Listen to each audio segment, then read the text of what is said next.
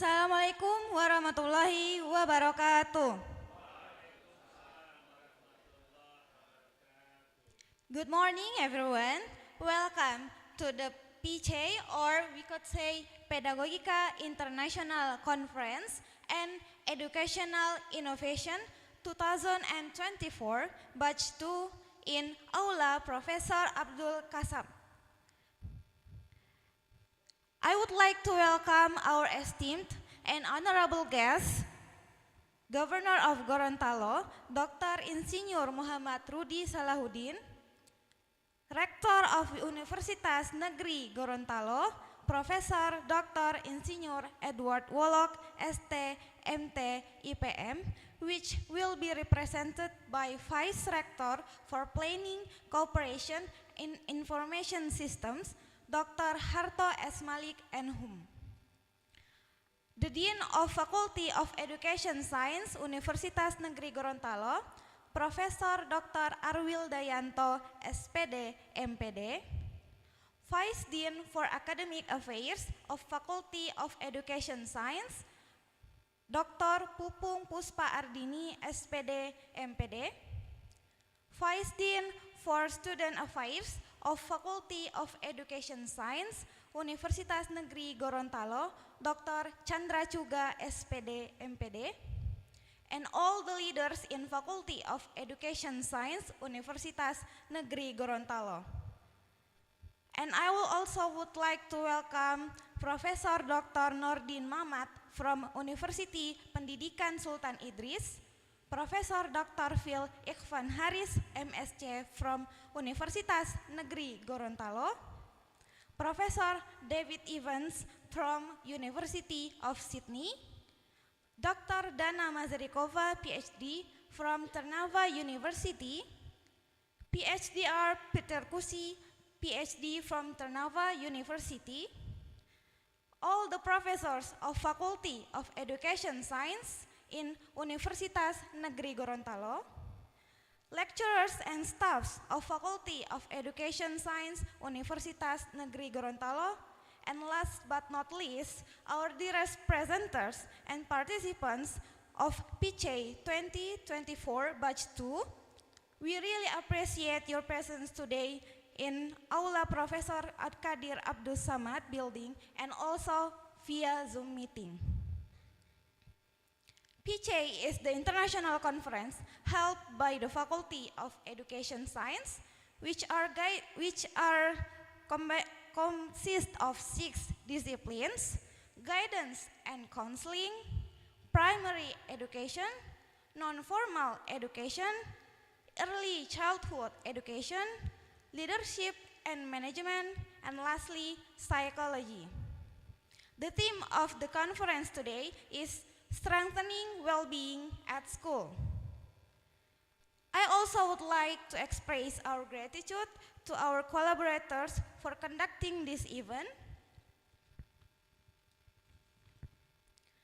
The Ministry of Education, Culture, Research and Education, Universitas Negeri Gorontalo, University of Sydney, Trnava University, University Pendidikan Sultan Idris, and our co-hosts from Universitas Negeri Padang and Universitas Negeri Yogyakarta.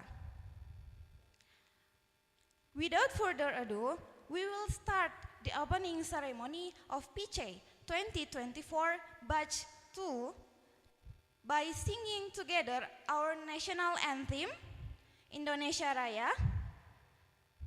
All the attendees are required to stand.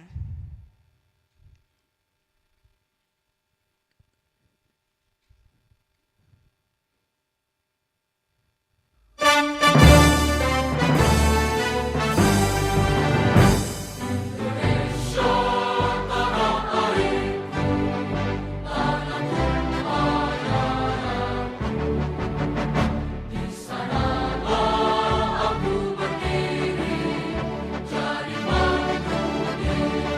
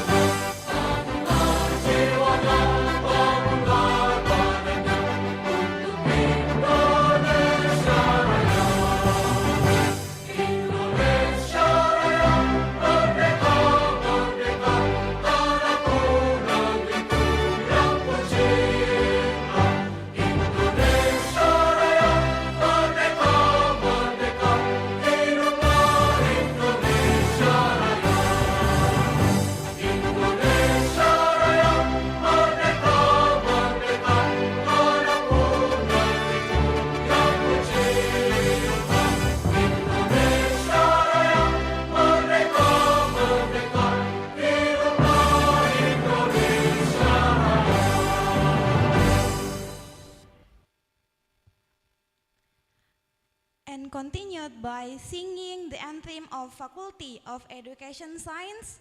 Please remain standing.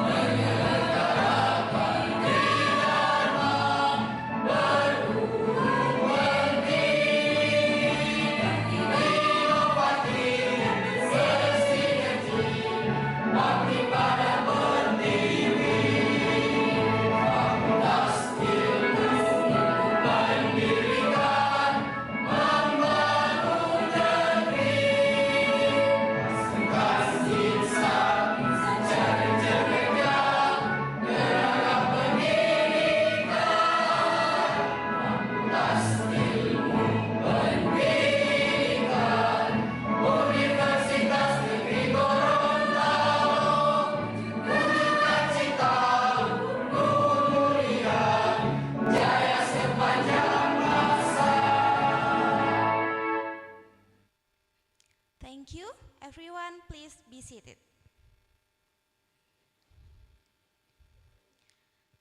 Now we will continue to have a prayer led by Mr. Zulkarnain Anu, SPD, MPD.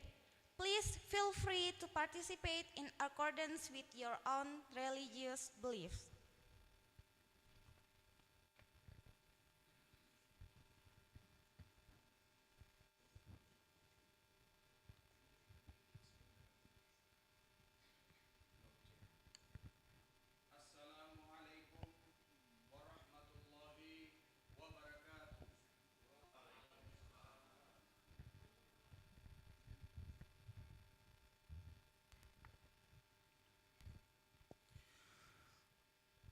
Marilah sejenak kita bersama-sama menundukkan kepala, bermunajat kepada Allah Subhanahu wa Ta'ala agar kegiatan yang kita laksanakan pada pagi hari ini diberkahi dan bisa berjalan dengan lancar.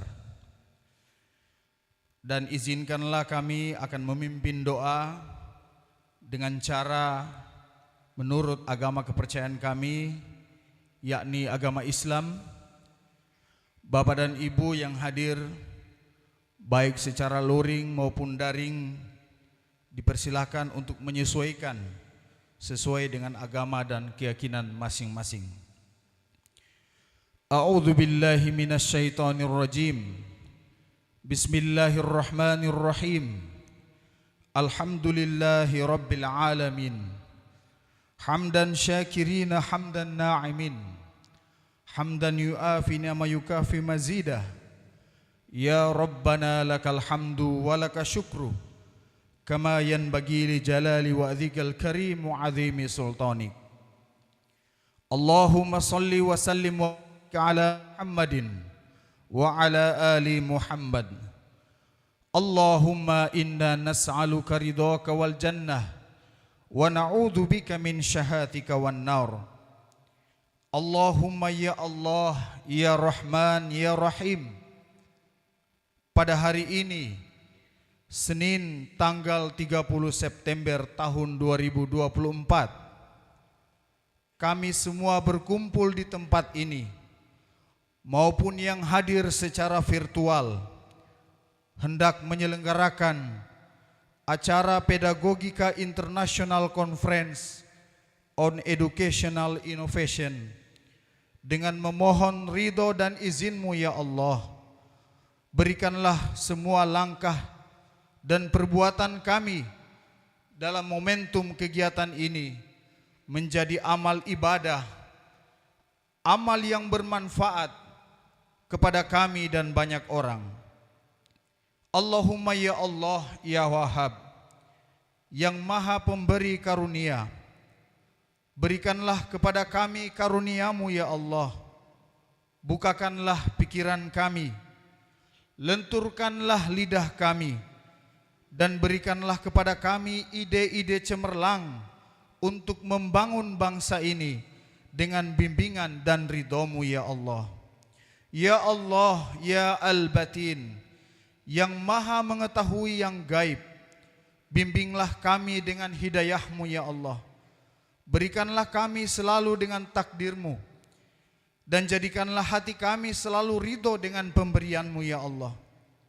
Engkau yang maha pengampun atas segala dosa. Ampunilah dosa kami ya Allah, dosa kedua orang tua kami, dosa para guru dan dosen kami, dosa para pemimpin bangsa kami, dosa para pejuang, dan dosa para pendahulu kami.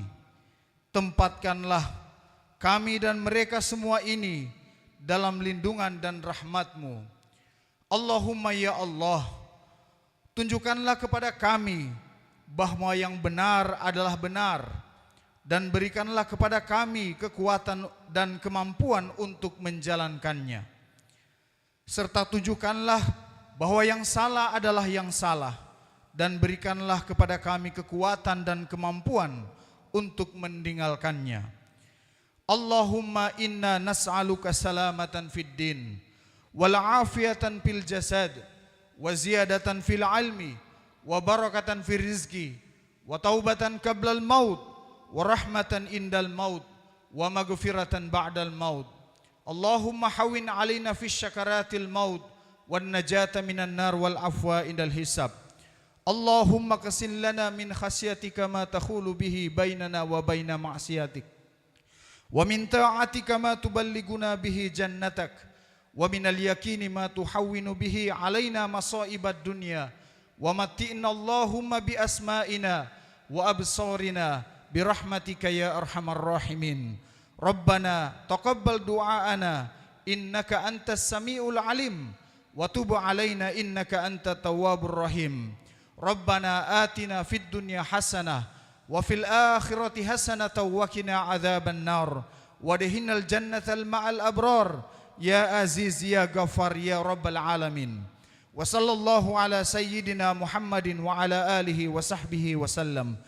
Subhana rabbika rabbil izzati amma yasifun, wassalamun alal mursalin, walhamdulillahi rabbil alamin.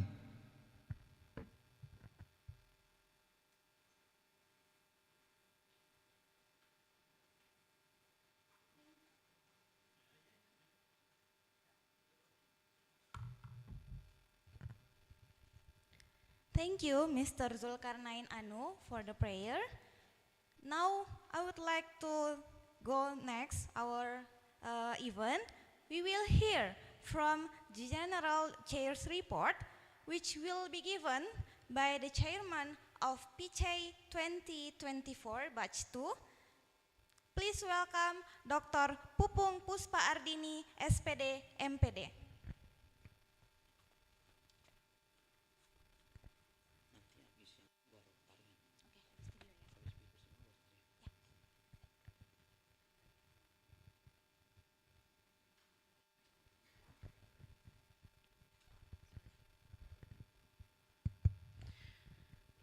Bismillahirrahmanirrahim. Assalamualaikum warahmatullahi wabarakatuh. Best wishes, Om Swastiastu, Namo Buddhaya, best regards, the Honorable, the Governor of Gorontalo, Dr. Insinyur Muhammad Rudi Salahuddin MIM, Rektor Universitas Negeri Gorontalo, Profesor Dr. Insinyur Edward Wolok STMT IPM, or the representative, the Vice Rector of International Affairs, Bapak Dr. Harto Malik M. Hum, all the Vice Rectors, all the professors, all the keynote speakers, the Dean of the Faculty of Education, Professor Dr. Arwil Dayonto MPD, all the Vice Deans in the Faculty of Education, the Head of the Department of Education in Gorontalo for the province, the district, and the city, and all the invitation guests, also the presenters and the participants. Alhamdulillah wa syukurillah wa la hawla wa la quwata illa billah. Praise be to Allah Subhanahu wa taala who has given his grace, taufik and hinayah so that today we can all attend and gather together in an international academic forum, namely the second Pedagogika International Conference on Educational. Hopefully all of us in good health. Amin. In the last decade, the world has become more advanced and developed, both in science and technology, so that education is required to be able to adapt to change. Supported by global competition and education in Society 5.0 era, education is closely related to knowledge, innovation, and the use of technology in preparing higher quality education and its ability to compete globally. Related to innovation, the urgency focuses on efforts to increase the efficiency and productivity of educational institutions, where overall these efforts will have an impact on the quality and existence of the institutions itself. Although it cannot be denied that in its implementation, innovation takes a lot of time because it is related to the process and is based on increasing knowledge by producing the latest ideas and practical steps in executing these ideas. Referring to the literature review, the focus of innovation in the field of education includes teaching and learning, curriculum, and inclusive learning media for all. However, in its implementation, the role of educators and education personnel is needed, as well as the involvement of the community and parents. Therefore, the initial step that can be taken by educational institutions is to prepare human resources who have scientific insight and thinking, so that later they are able to design innovations that are considered appropriate and applicable in their respective educational institution. Based on this description, the Faculty of Education, Universitas Negeri Gorontalo, intends to hold an international scientific conference entitled the Second Pedagogika International Conference of Educational Innovation, with the big theme of the activity, training, well-being at school. This conference activity is designed for stakeholders, practitioners, and students in the educational environment. In its implementation, the scientific conference collaborates with other universities. Ladies and gentlemen, this conference is expected to provide the following benefits. 1, improve skills and insights in the world of education, especially on the concept and practical guidelines for educational innovations. 2, provide updates on the latest image and innovation that are applicable in educational institutions. And 3, expand the relations of academics involved in the conference. Thank you very much for all the co-hosts, Universitas Negeri Yogyakarta, Universitas Negeri Padang, University of Sydney, University Pendidikan Sultan Idris, and Ternava University. In this conference, there are about 161 presenters and participants from Indonesia, Malaysia, Australia, and Slovakia. Last but not least, hopefully, this activity will proceed efficiently and yield substantive recommendation for the advancement of global education. Once again, thank you very much. Wassalamualaikum warahmatullahi wabarakatuh.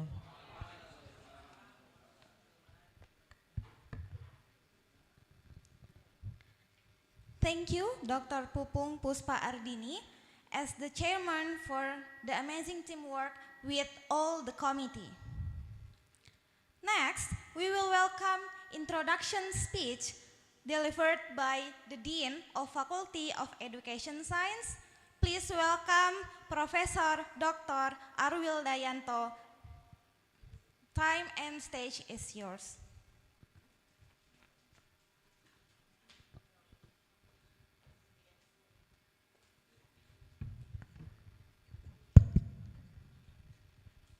Assalamualaikum warahmatullahi wabarakatuh. Good morning, salam sejahtera untuk kita semua.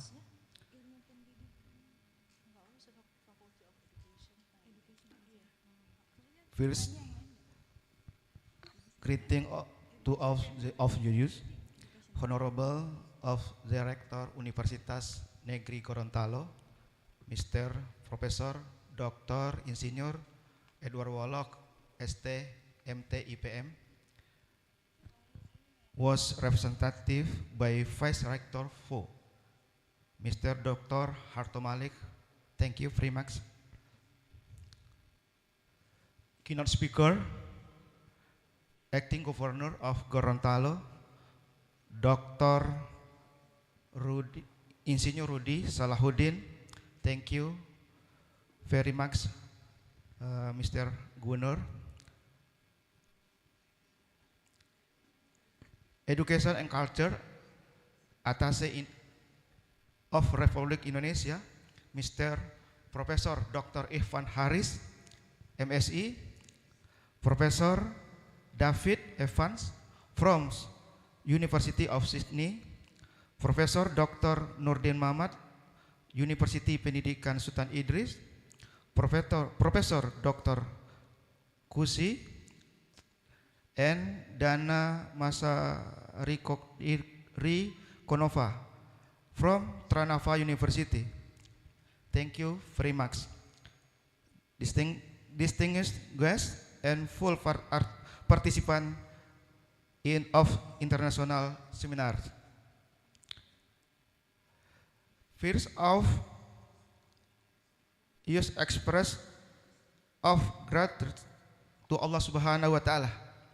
Ya, alhamdulillah pada pagi hari ini kita bisa melaksanakan kegiatan seminar internasional yang kedua, ya, PICEI Batch 2024.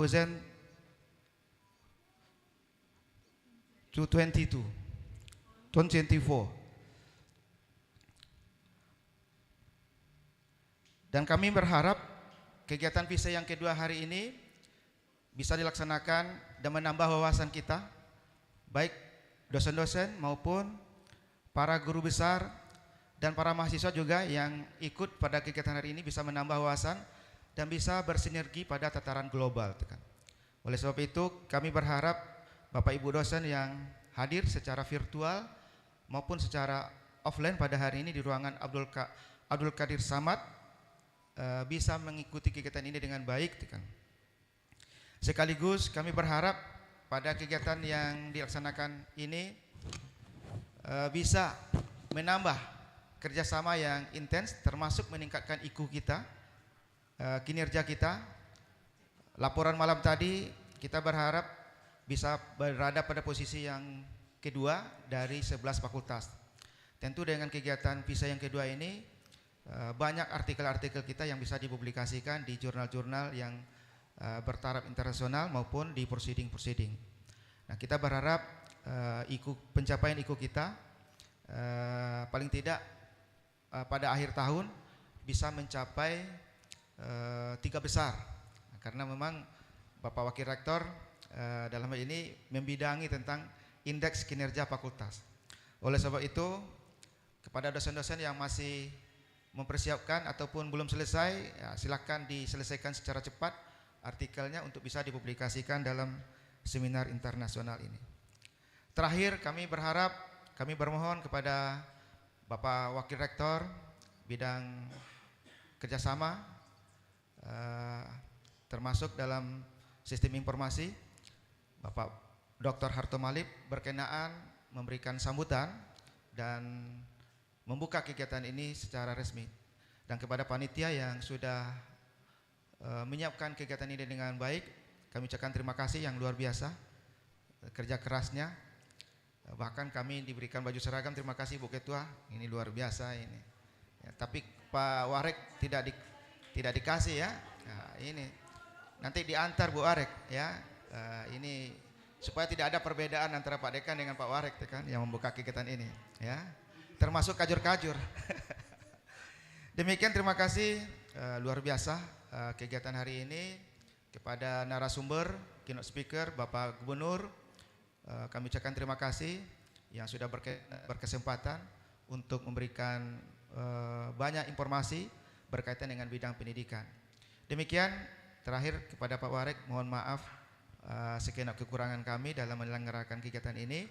Mohon Bapak berkenan memberikan sambutan dan sekaligus membuka kegiatan ini secara resmi. Demikian, terima kasih. Assalamualaikum warahmatullahi wabarakatuh.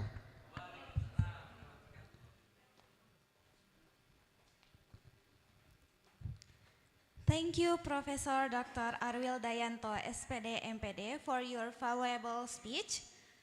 Now, we will watch special speech delivered by Direktur Kepala Sekolah, Pengawas Sekolah, dan Tenaga Kependidikan Direktorat Jenderal Guru dan Tenaga Kependidikan by Dr. Kasiman SPD STMM, and continued by Direktur Guru dan Tenaga Kependidikan Pendidikan Dasar, Dr. Rahmadi Widiharto, MA. Assalamualaikum warahmatullahi wabarakatuh. I would like to congratulate the Faculty of Education Universitas Negeri Gorontalo on the successful organization of the second Pedagogic International Conference of Education Innovation Batch 2 2024. May this event serve as a starting point for future collaboration opportunities. The connection we have made and the knowledge we have gained during this event will hopefully contribute to our collective future. Wassalamualaikum warahmatullahi wabarakatuh.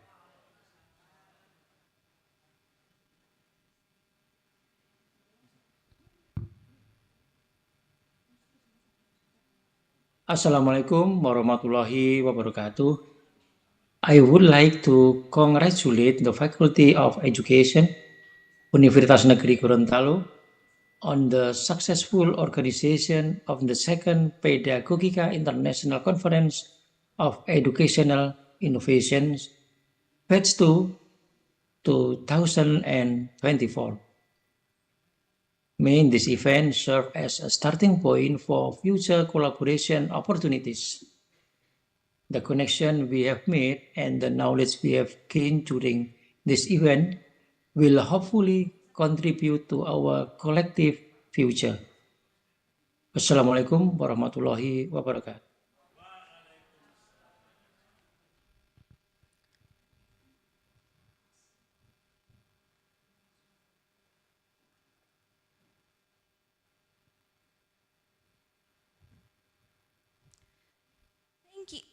Thank you for Dr. Kasiman SPD STMM and Dr. Rahmadi Widiharto MA.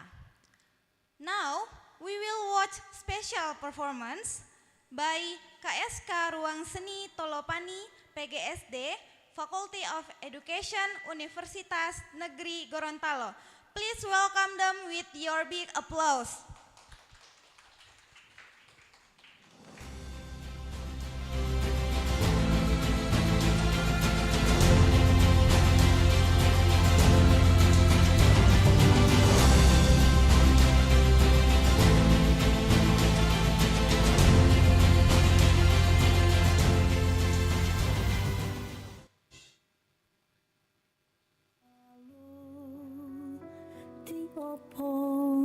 Malongo alo, malongo alo,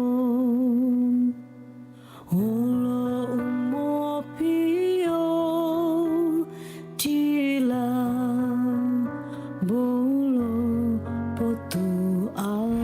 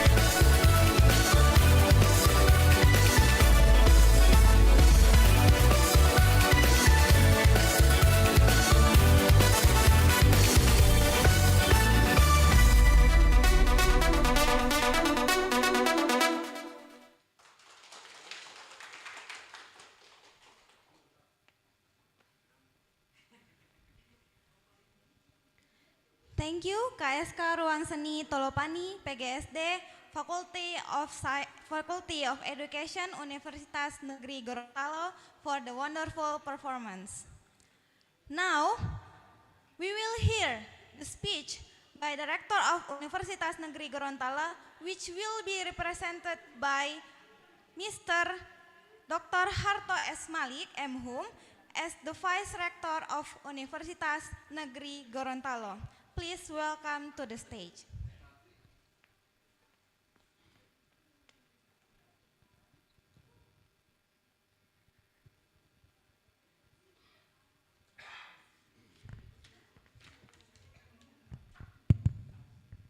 Bismillah. Assalamualaikum warahmatullahi wabarakatuh. And very good morning. Distinguished Governor Provinsi Gorontalo, respected Dean Faculty of Education, Professor Alwil, and all Vice Rectors, esteemed keynote speakers, organizing committee, and all participants of this conference, including lecturers, students, and educational practitioners, ladies and gentlemen. First of all, let us express our gratitude to Allah Subhanahu wa Ta'ala, the Almighty God, for His blessing and grace enabling us to gather today for the second Pedagogica International Conference of Education Innovation 2024. I would like to extend my deepest appreciation to the Governor Provinsi Gorontalo, the Head of Education Department, Dean of Faculty of Education, and all distinguished guests for honoring us with your presence at this moment. My high appreciation also goes to the organizing committee, participants, and for their contribution, both from within and outside the country, in making this event success. This conference is one of our significant efforts to continuously support education innovation, particularly in strengthening well-being in school. The theme of this year's conference, Strengthening Well-being at School, is extremely relevant to the current issue or the current demands and challenges faced by education sectors. The well-being of students in school is not only about creating supportive physical environment, but also about addressing mental, social, and emotional aspect. As educators, we must ensure that students receive not only academic knowledge, but also holistic well-being in their school environment. This is crucial to ensuring their optimal development, both intellectual and personally. As an education institution, we play a key role in establishing a healthy and conducive school ecosystem. This conference offers a valuable platform for us to share insights and research findings on students' well-being, bringing together both national and global perspective. I strongly believe that through discussion and collaboration, we will uncover new ideas and strategies that can be applied to school to improve students' well-being. One of the main objectives of this conference is to share research findings conducted by lecturers and students. Academic research serves as a cornerstone for advancement of education. Therefore, this forum provides an opportunity for the researchers to present and discuss their latest findings. By doing so, we can utilize these research results to improve the quality of education, enhance students' well-being in school. Another important goal is to formulate innovative education concept of our Society 5.0 era. Society 5.0, which integrates advanced technology with human life, demands rapid adaptation. The education system must evolve to prepare future generations to face global challenges. This is where education innovation plays a pivotal role. Through this conference, we aim to develop new educational concepts that bridge the gap between technology and human needs, especially the realm of education. The future of education is inseparable from students' well-being. A balanced environment that supports learning, innovation, and the mental and physical well-being of students will foster their full potential. It's our duty to ensure that educational innovation we develop not only aim at improving academic outcomes, but also at promoting the overall being of students. I also hope that the result of this conference will benefit not only education landscape Indonesia, but also global community. The innovation born from the discussion and research presentation today are expected to provide concrete solutions for creating better, more sustainable education ecosystem that meets the challenges of Society 5.0 era. In the conclusion, I would like to once again express my heartfelt gratitude to Governor Gorontalo, Head of Education Department, Deans of Faculty of Education, keynote speakers, organizing committee, and all participants for making this event possible. I hope this conference proceeds smoothly and successfully, bringing great value to education and well-being of students in school. I also trust that the collaboration from here will continue and grow in the future. Ladies and gentlemen, finally, on behalf of Rector and by the name of Allah Subhanahu wa Ta'ala, Bismillahirrahmanirrahim, I hereby officially open the second Pedagogika International Conference Education Innovation 2024. Thank you. Assalamualaikum warahmatullahi wabarakatuh.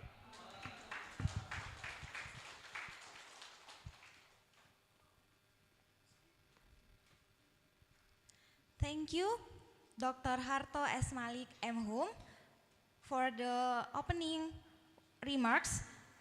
With this, we officially opened Pedagogika International Conference on Educational Innovation 2024 Batch 2. Please give your big applause.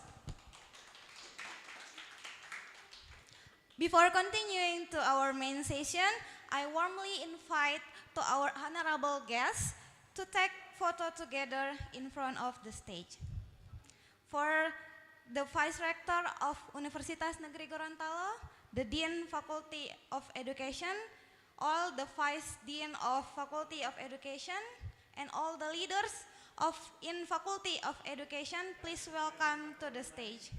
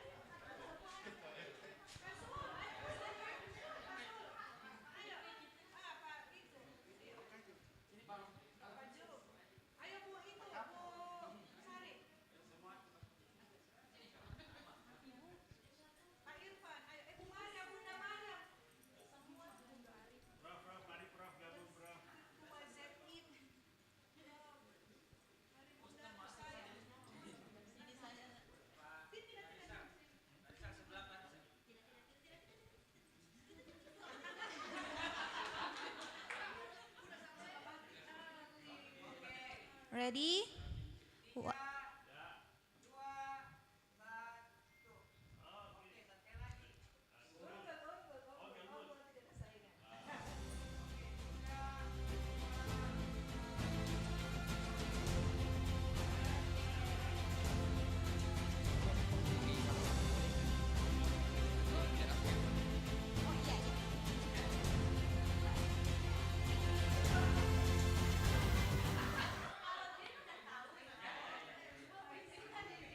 Thank you very much.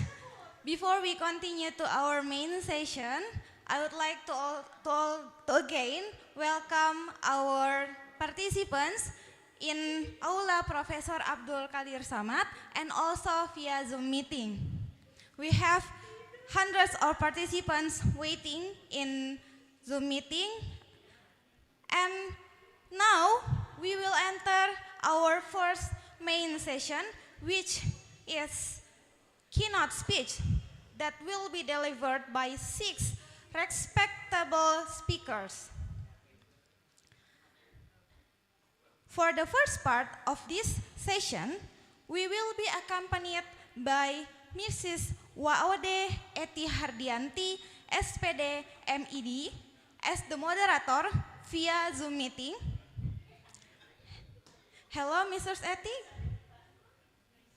Hello, can you hear my voice? Yes, we can clearly hear your All right, voice. thank you. Yeah. For your information, Mrs. Eti is currently resided in the United States. How have you been, Mrs. Eti? I'm doing good, working with my assignment. Thank you for asking. Yes, you're welcome. Thank you for Dr. Harto S. Malik M. Yeah, M. Okay.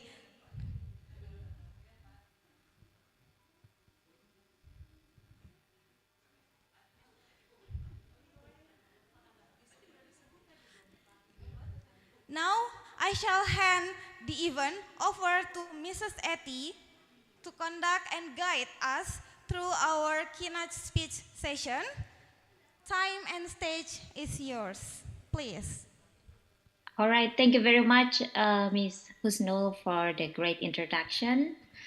And Assalamualaikum warahmatullahi wabarakatuh. Good morning, good afternoon, good evening, ladies and gentlemen, wherever you are. Welcome to the Pedagogical International Conference of Educational Innovation 2024, Batch 2, with the theme Strengthening Wellbeing at School. As mentioned from the Master of Ceremony, my name is Waode Hardianti, but you can call me Eti, and I'm so honored to be your moderator for today's exciting and insightful sessions. Okay, before we begin, I would like to extend a warm welcome to all our distinguished speakers, panelists, and participants joining us from various parts of the world. We are thrilled to have you with us as we discuss how we can drive educational innovation forward. So to ensure that we have a smooth and engaging experience, here are a few housekeeping notes.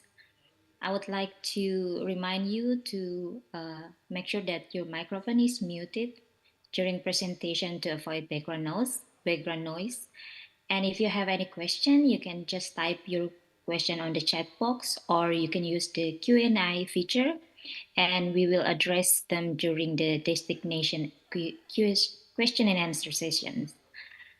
And lastly, we encourage you to engage with the presentation and share your thoughts through any social media that you can find. You can write hashtag PICEI 2024. So now, without further ado, let's kickstart our conference with a keynote address from Professor Dr. Nurdin bin Mamat. And before that, I would like to share his biography. Professor Nurdin bin Mamat is a director and Center of Pedagogical Research and Innovation at University Pendidikan Sultan Idris, UPSI, and He's a lecturer from the Faculty of Human Development who graduated from University of Strathchild. Yeah, I hope I pronounced that correctly. And Professor Nudin has been done some fabulous research, around 30 research so far, and he's been like publishing more than 50 journal articles that including children experience and learning opportunity in preschool setting. So his concern is about early child education and has been working on it for some years. So, Prof. Nurdin, without further ado, I would like to invite you to share your presentation, please. The virtual floor is yours. I'm sorry, doctor, you are muted. Can you? Yeah. Yes, you need to unmute yourself.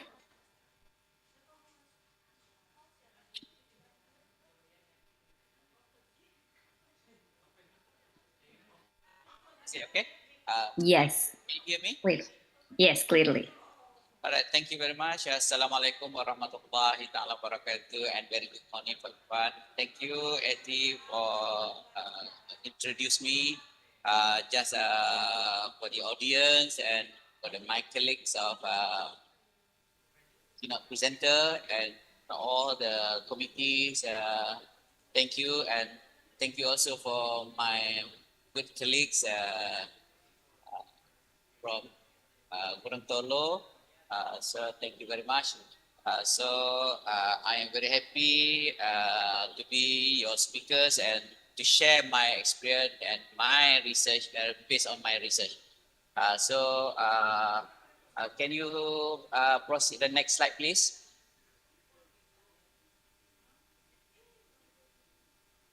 Do you have my slide? Yeah, the operator will. Yeah, sure. All right, just wait. Yeah. Yes. So, Eti, for the correction, is my university is a University of Strathclyde, Glasgow. Oh, Strathclyde, yeah, in Scotland. It's quite hard to pronounce that.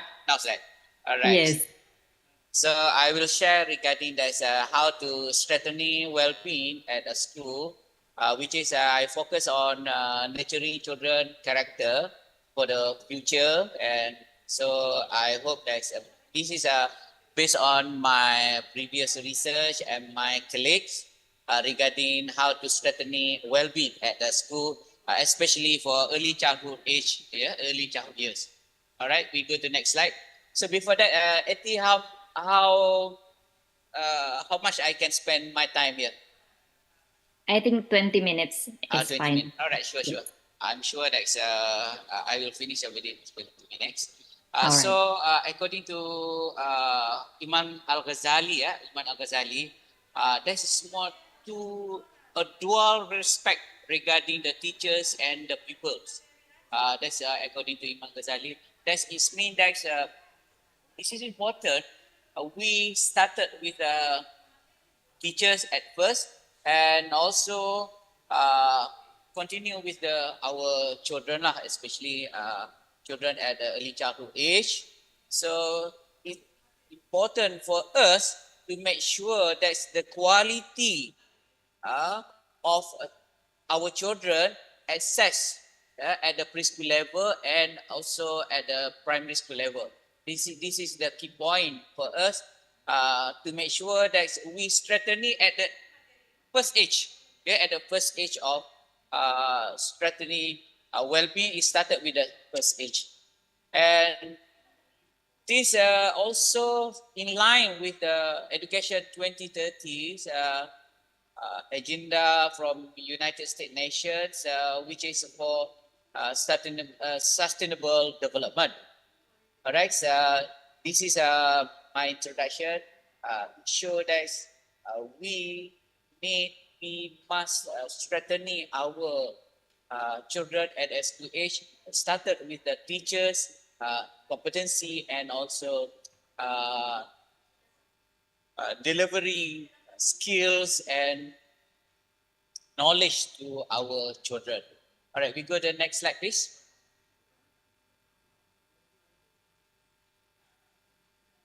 Okay, next slide. Ya, slide selanjutnya. Ya. Okay, slide selanjutnya. Slide selanjutnya. So, Eti, I can speak in all English or should mix? Both are fine. You can mix. Okay. Sure. All right. Okay. We go back to slide before. Slide sebelumnya. Yeah. Please. All right. So this is I included this in my presentation is about OECD, which is Organization for Economic Cooperation and Development, which is really structured, really neat. That's well-being 2030. So we expected that at 2030, that's important for us to fulfill that knowledge, that skill, and all attitude and value to our children and our students in terms of quality of education, in terms of accessibility, right?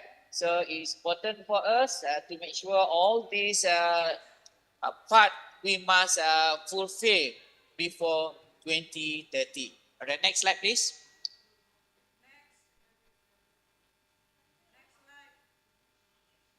All right.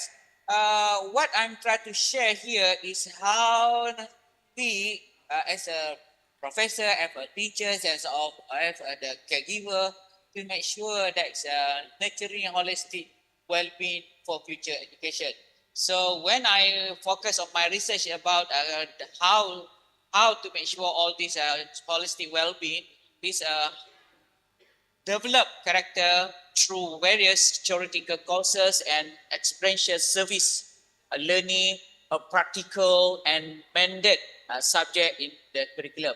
This is what we can do to our future children. All right, next. And I will touch that's a little bit about holistic well-being and especially personal well-being. Most of we agree that most of holistic well-being is included. A religion is a relationship with the Creator, yeah, to our God, Tuhan Allah kita, or whatever. So that's important. So the Creator is important to make sure that we have a good relationship and also get close to the Creator and constantly improving ourselves or yourself. So which means that the inner sides of our children, we started with the Creator. Our children know who is the Creator and so on.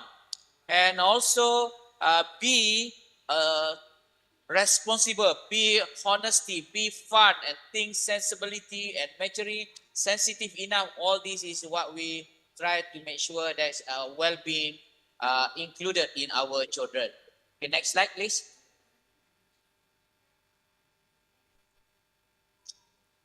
And also included a shared well-being, which is integrity, respect individual differences, tolerance, and cooperation.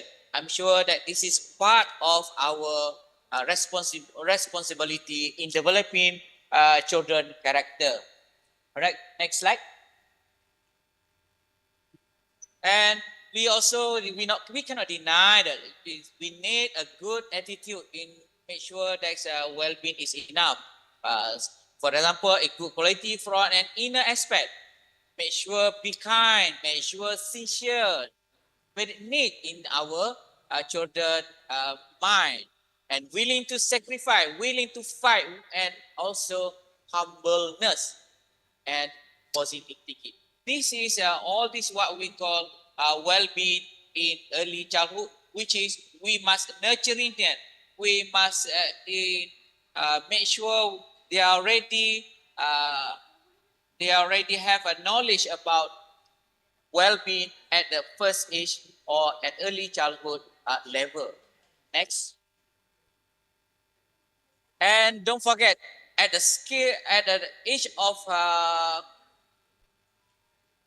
7 to 18, our children, we must make sure that focus on individual potential, which is include skill and competence to our pupil, to our student, to our children, and also embedded with the problem solving skill, creative ability to make decision, and make sure also resilient. Make sure our children, our student resilient means that's berdaya tahan, yeah, berdaya tahan. Also knowledgeable, skillful,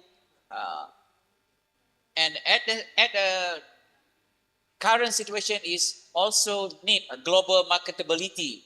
Means that not just in our country but also at a global level, and individual potential also included that innovative and talented of our children. So this is what we investigate in our research about how to make sure that well-being will nurtured in school level. Okay, next.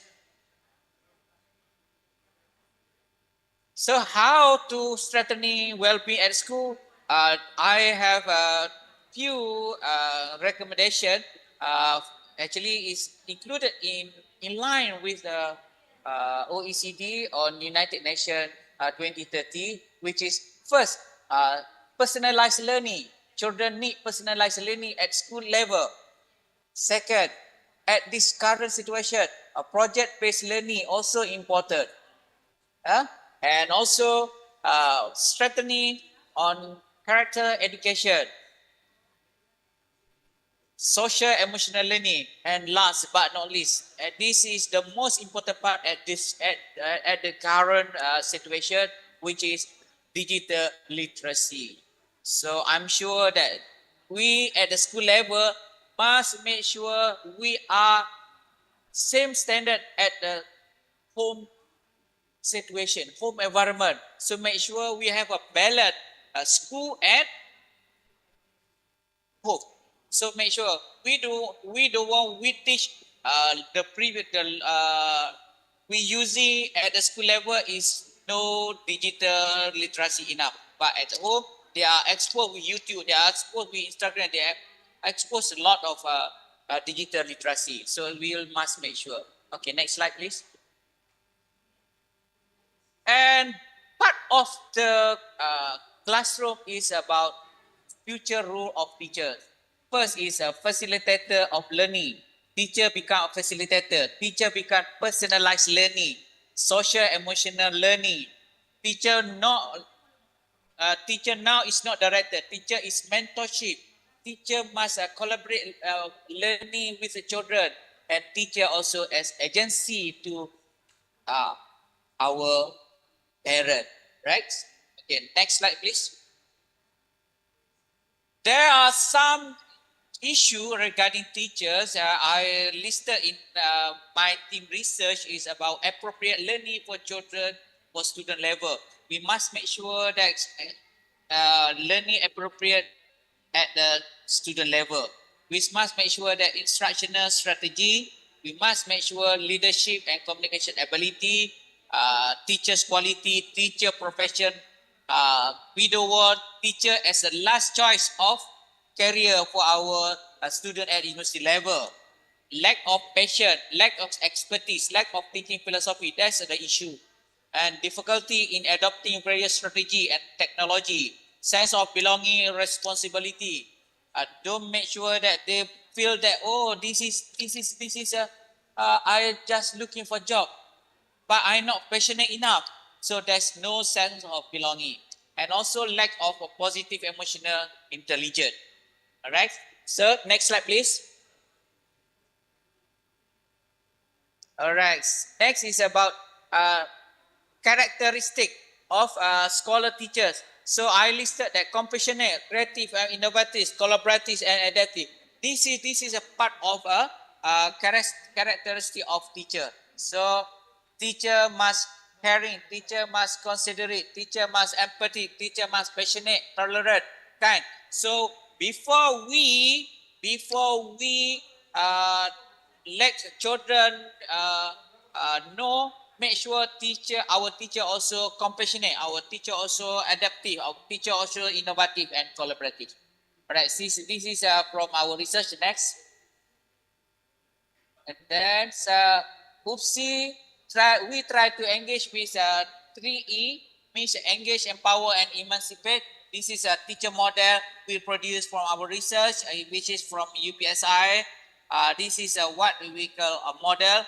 This is the first model is from our subject project, the development of teacher education model, and 3E is part of the teacher education model in classroom. So according to personal, contextual, professional. So we must make sure that teacher, scholar, we must make sure that prospective teacher. So this is the model we can share detail. So I hope that if you are interested in this model, you can refer to the current issue and prospect in higher education.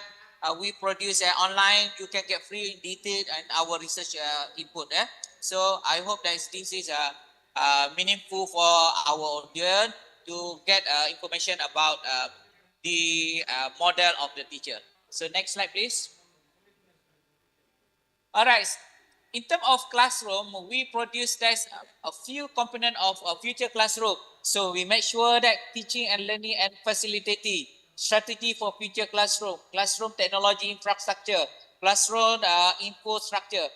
We listed that infrastructure such as adapt and such as a learning space, safe and safety, flexibility of physical agreement, and so on. And in terms of infrastructure, make sure that teaching design updated, make sure that personalized resources, blended learning, mock and VR, and so on.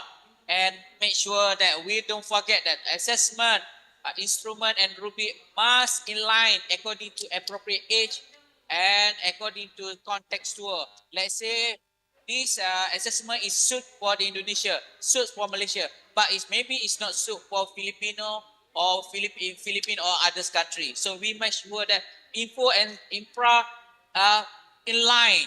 So in line. So both of them, both of info and infra together. So that's to make sure that what which well-being will appear for our aim and for our philosophy of teaching our children. Okay, next slide, please. Future classroom strategy, and this is a few we try to school of the future, a borderless classroom, blue ocean strategy, student for the future. This is the approach we call one of the approaches we are using in UPSI now is we call neotric approach curriculum. So this is the guideline of so you can also refer to our source. Okay, next. Okay, next slide, please. This is what we practice at this moment at our in UPSI lab school, what we call as primary school and kindergarten. So now we try to produce our children with a neoteric approach curriculum, which is a new national education model for we practice at our university lab school, and which is openness and inclusiveness, which is trigger innovation and revolution. So there's a 16 domain kemenjadian murid. Kemenjadian murid is I'm sure that Indonesia also use kemenjadian children. So you can see that's all this input of our domain kemenjadian murid according to neoteric approach curriculum. All right, next slide, please. And next slide. And this is part of our research, and now is we have classroom IO, but really this is using the platform which is yang memberi pengalaman secara analitik serta menyimpan rekod profil akademik murid. What we try to do is we try to profiling each achievement, each competence for our children. So final day we can report according to via handphone.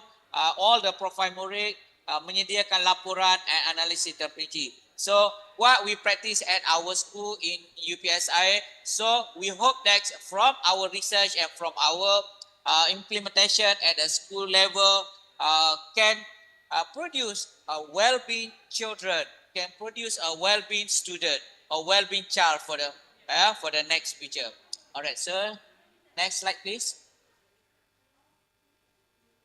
All right, and for my inclusion is so it's important to us knowledge development, student-centric active learning, adapt to change, engage, empower, and emancipate student learning. So this is from my conclusion. So I hope that sharing with you all from our audience, from our speaker from other countries. So hopefully from my experience can assist, can help you all. Thank you very much.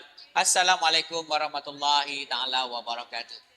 Waalaikumsalam warahmatullahi wabarakatuh. Thank you very much, Professor Nurdin, for that brilliant presentation. I learned a lot of innovative teaching and practices that you have implemented in your context. That's really wonderful. Yeah, I would like to invite participants to ask questions, whether from this Zoom, or you can ask from Gorontalo in the room. Please feel free to ask question. Okay, I think I have a question for you, Prof. Nurdin. I'm so interested with the term that you use, philosophy of teaching. So what do you mean by philosophy of teaching here? It's in bed for the teacher, or it's supposed to be happening during the practice in the classroom? All right, thank you, Eti. It's important.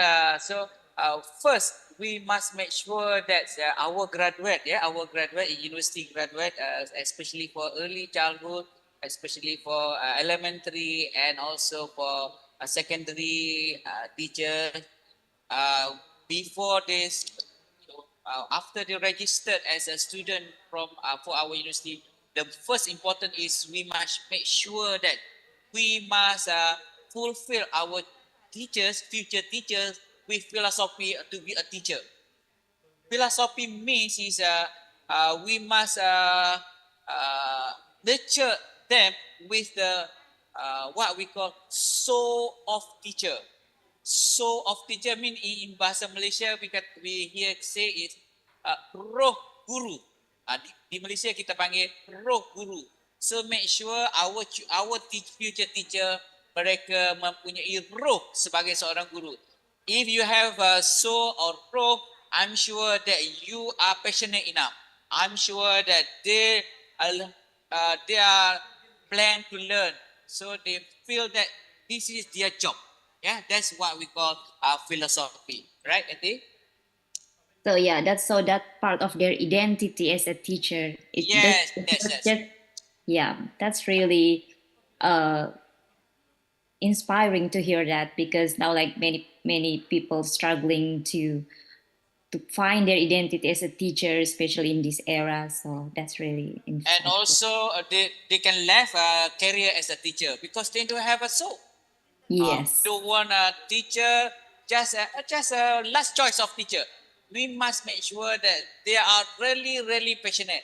They have a soul to be a teacher. Not everybody can together with children at 7, 5 or 6. You must passionate. You must patient. You must. There's a lot of emotion to adapt. Yeah. All right. Okay. Wonderful. And I love the framework that you display. It's really like helping me to unpack the real role of teacher and looking at it step by step. That is a progress. It's not just happening in one night, but it's a long process that we need to Actually, for your information, this is a 5 years study. This is a 5-year study to make sure that we have a good curriculum. So we would like to invite you all to come to our university and see and check what the curriculum we practice. All right. So okay, Inshallah. next. Okay. All right. Yeah, thank you so much, Professor Nordin, for your time and your informative information that you provide for us here in Indonesia by sharing the best practice and your long time research with your partner there. Yeah, we Yeah. would like to express our gratitude. And yeah, now if you have another agenda after this, Prof. Nordin, you can leave the meeting, and then, or if you want to stay with us until the end, that will be grateful. All right. So moving right along, I would like to introduce to our second speaker for today's event. Here we have Professor Ivan. Hello, Professor. Can you hear my voice? Selamat pagi, I can. Thank you. Selamat pagi. Good morning. Good morning from Sydney. Is that right? Nearly midday here. Nearly midday. Yes, midday. All right. We are so thrilled to have you here, Professor Evan. And I would like to read your CV. That's that you are from University of Sydney. You work as a professor in special and inclusive education, and you have conduct a lot of research in your field, and of course, publication with amazing research and title here. I couldn't read all of this, but I'm pretty sure that's a long list of publications, and with a million of grants, I guess. Yeah. So, Professor Ivan has been also supervised many PhD and graduate student in University of Sydney, and yeah, with a lot of work that has been done. I would like to invite you, Professor Ivan, to start your presentation and give us amazing and brilliant information that we are waiting for. Thank you. Yeah. Please. Terima kasih. Can I just confirm how long I have, please? Yes, 20 minutes, sir. 20 minutes. Okay. Thank you Yes. very much.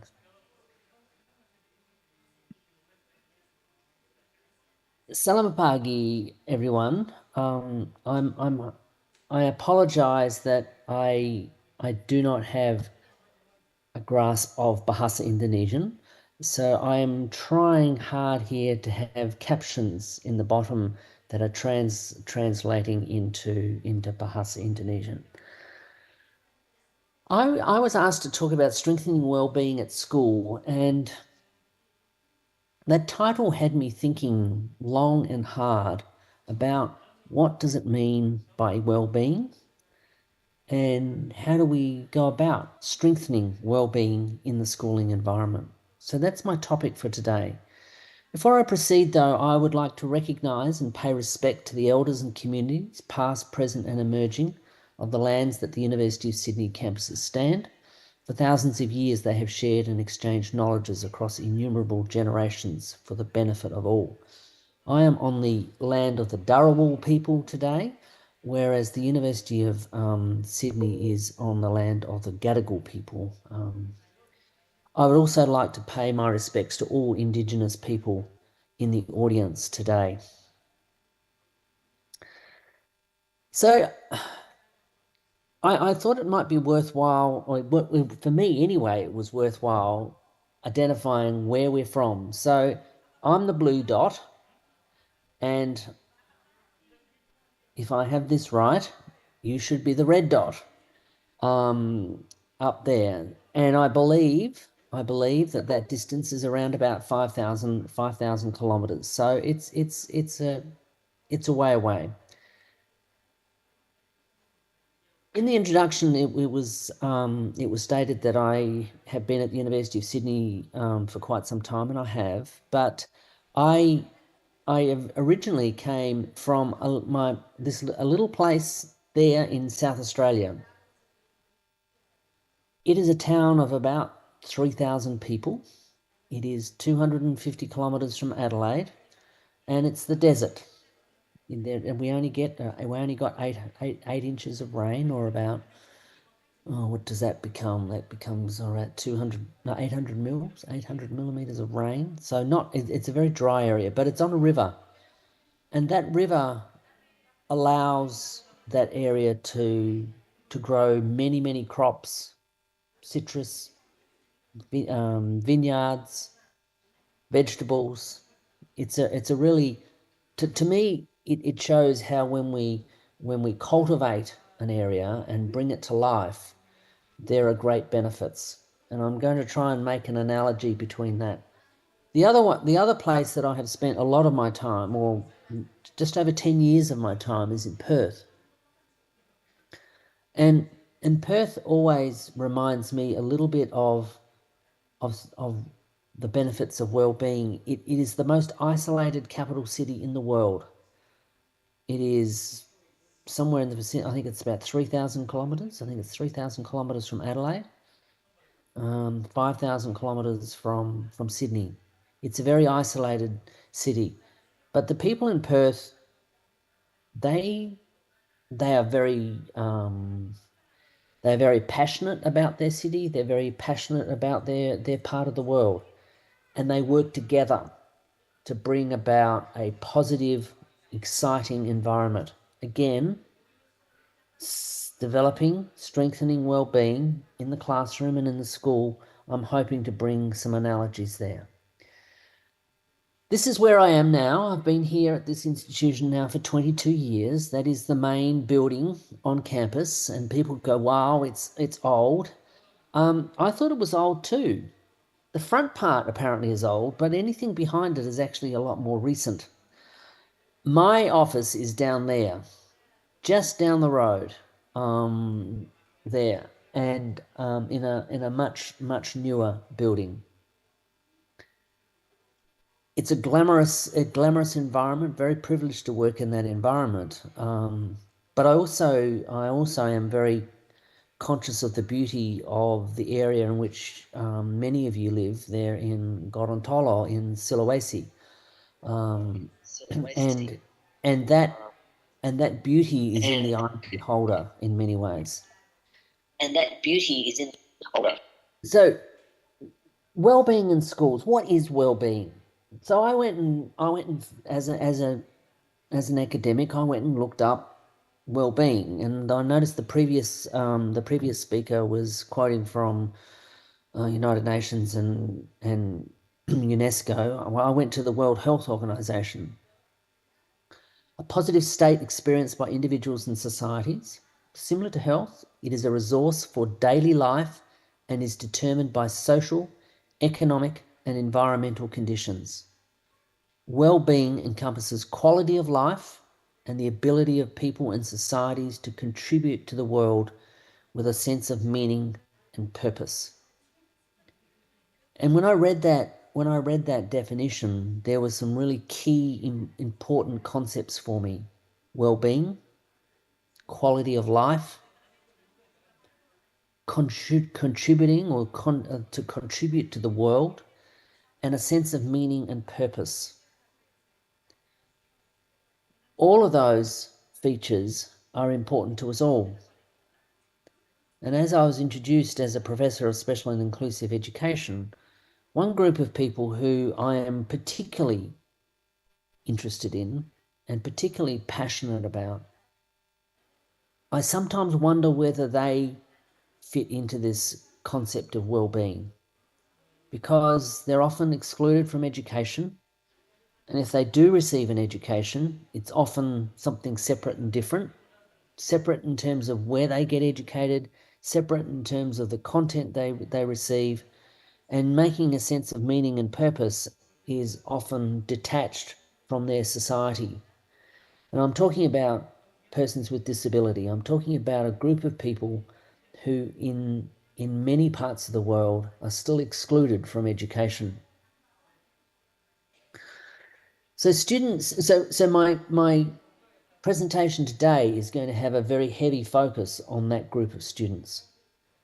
So student wellbeing in schools is often seen as an integration or a coming together of academic, emotional, and social experiences within the school environment. They are interconnected and they are interdependent on each other. Academic excellence or academic progress feeds emotional and social experiences. And however, we know there are many cases where social experiences can be negative or not optimal, and that impacts academic and emotional benefits. The three areas are interrelated, and we cannot exclude one to focus on the other because they work off of each other and they strengthen each other. They are subsequently can weaken each other. When it comes to students with disabilities, if we educate students with disabilities in segregated settings, or not at all, other students don't get their benefits of their presence in the learning environment. And that impacts their academic, emotional, and social experiences. In Australia at the moment, there is a very robust discussion around a recommendation to our government that all segregated schools and classes be phased out over the next 30 years, and there be no segregated classes or schools. All students with disabilities will be educated alongside of their peers without disabilities. And I believe that has significant benefits for all students. Do I agree with the recommendation? For every student, I'm still thinking about that one. But we educate a lot of students with disabilities away from their non-disabled peers. And that impacts, I believe, well-being. That impacts the well-being of students with disability, but it also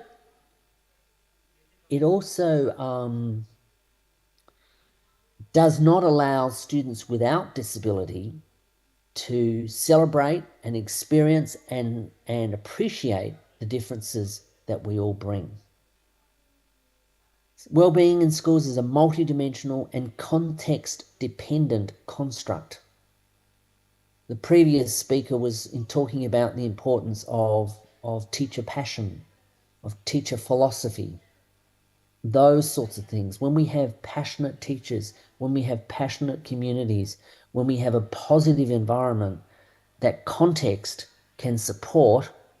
It's not necessarily going to strengthen well-being, but it will certainly provide the basis for well-being to be maintained and strengthened. So definitions of well-being in schools varies across the literature, schools, and most importantly, cultures. Much of the research literature in this area is, for example, comes from Australia, comes from the US, comes from UK. There's a lot of material coming out of Europe, but not Indonesia or Malaysia or Thailand in those areas. And I think in interpreting these findings from the literature, you in Indonesia, in Gorontalo, need to think about how this aligns with your culture and your experiences. A group of colleagues from the University of New South Wales published this review just recently and identified 8 domains of student well-being. And I think we can all align ourselves or consider each of these 8 domains and think of something. And engagement, a student's engagement at school, the engagement with the teacher, the manner of that engagement, the engagement with learning, whether it be with peers or by themselves or with the teacher, whether it be in the classroom or be outside of the classroom. All of those sorts of things are important to engagement. Relationships at schools. And I single this one out particularly around students with disabilities because bullying and harassment in schools of persons with disabilities is a real concern. We have a law that makes harassment on the basis of disability illegal, or it's seen as discrimination, but it continues to go on, and it has been a very big topic in our news over the last week or so as the result of some very unfortunate outcomes where relationships have broken down to the point where students feel very, very unwanted. We need to think about the purpose of school. What is the purpose of school? What do students see as the purpose of school? How does it align with where they're going? The previous speaker was talking about personalized learning. That becomes a very, very important part of this purpose of school. Internal factors within students. All students are different. All students bring different strengths. They bring different challenges. And then there are external factors within schools. I'm going to put to you that strengthening student well-being in the school requires all of us. It requires the principal through to the person who may clean the classrooms, who may empty the bins, who may support students in the playground. It's really, really important. And then there's this notion of emotions and making sure that we have positive emotions and we develop that within students. We need to know our students. We need to understand them. We need to build those relationships with them. Student well-being is linked to later educational outcomes. It's an important part of a youth's holistic adaptive functioning. And for many, many years, well-being has really been the second cousin or the very poor third cousin in terms of academic outcomes. And yet we can have the best outcomes in the world in terms of academic outcomes. But if a student leaves school with a poor well-being and a poor emotional status, I think sometimes we have missed the purpose of education. Developing and achieving positive student well-being involves all learners. And I come back to this notion of all. There's not most and then maybe a few others. It's about all. When we're trying to strengthen student well-being in schools, we need to be thinking of all students. We need to be thinking to the margins and thinking of those students who are often left out because of disability, because of their cultural background, because of the way they look. It's really, really important. And it's not only important at school. If we're able to develop this positive well-being and consideration of all learners within schools, it has a lifelong impact. It has a lifelong impact on the person, on individuals in terms of quality of life, experiences. It has a lifelong impact on us as individuals in terms of appreciating and recognizing difference and recognizing that while we may not have the same religious background, we still have a common understanding of life and the quality of life. So strengthening well-being in schools, some ideas. And I in 20 minutes, I don't have enough time to go through a whole range of things. But strengthening a teacher's growth mindset impacts the development of student well-being. And by this, we talk about this notion of teacher philosophy. We need to believe that we need to believe it as teachers that our learners come to us as active, participating members of an environment where they wish to learn and to be active learners as part of that. We need to be thinking that students don't come to us with fixed ability. We need to be thinking that they come to us with a malleability of what we see as intelligence. and that as teachers, we can make a difference. As part of this, all students are presumed competent, and I challenge you to think about all. And in my world, and the students who I am most concerned about, we need to be thinking all. And their learning may look different to others, but they are still engaged in activities where learning takes place. And by working alongside of peers without disabilities, for example, they are demonstrating to them that learning does look different and it can take place. Teachers need to think that they have and believe that they have the capacity to design learning environments that engage and benefit all learners in academic and non-academic areas. Many of these ideas around well-being, for example, may not be seen to be part of the curriculum, for example. I'm not 100% sure what's in the new Indonesian curriculum, but I know in the Australian curriculum, for example, we have these 21st century learning skills, or what we call the general capabilities. Student well-being is embedded within that. Student well-being is embedded within the content. Personal development, for example. You might see it as character or moral, character education.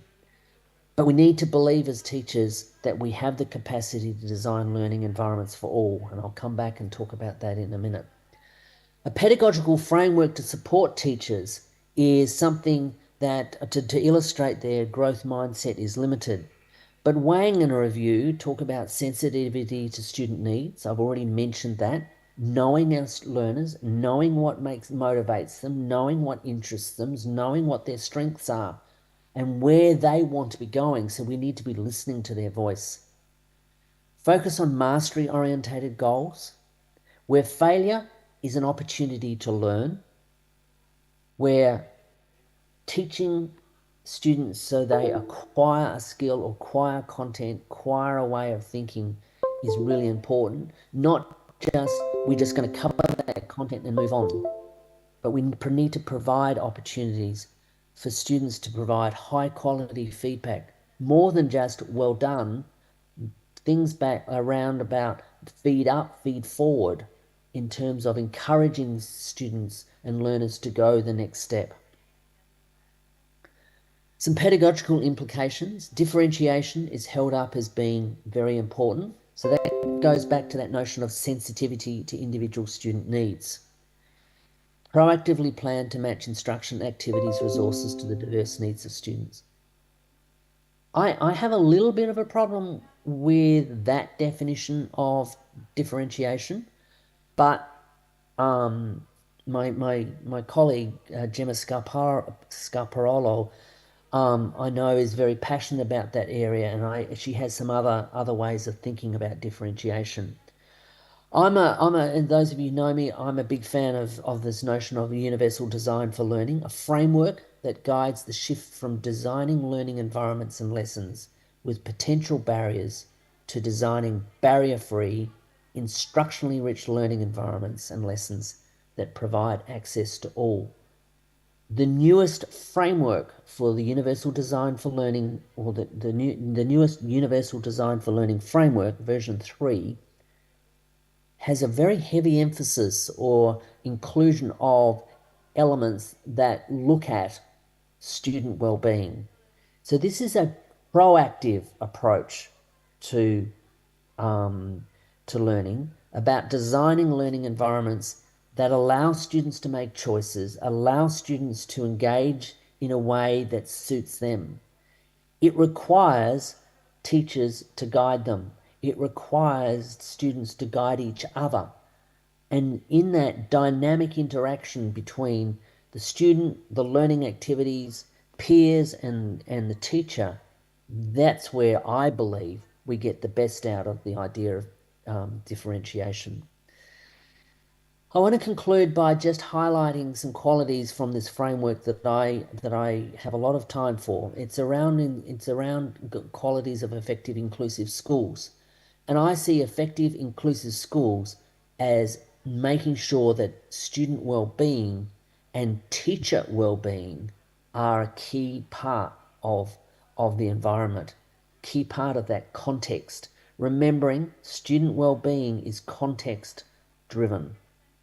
The importance of a unified vision about what student well-being looks like, I think, is incredibly important. Everybody, including students, teachers, principals, administrative staff, and the community, need to understand what the vision is around student well-being. The other one I see as being very important here is high-quality instruction in all classrooms.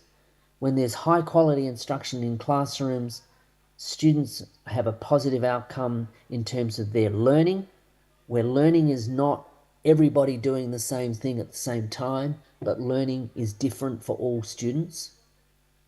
The last one is around, my last comment is around learning-centered professional development. This is where I believe we need to be working with teachers to promote their understanding of well-being, to promote their inclusive pedagogical approaches that ensure that well-being is built into everything that they do. It's not just about the content, but it's all those affective aspects that are also very important.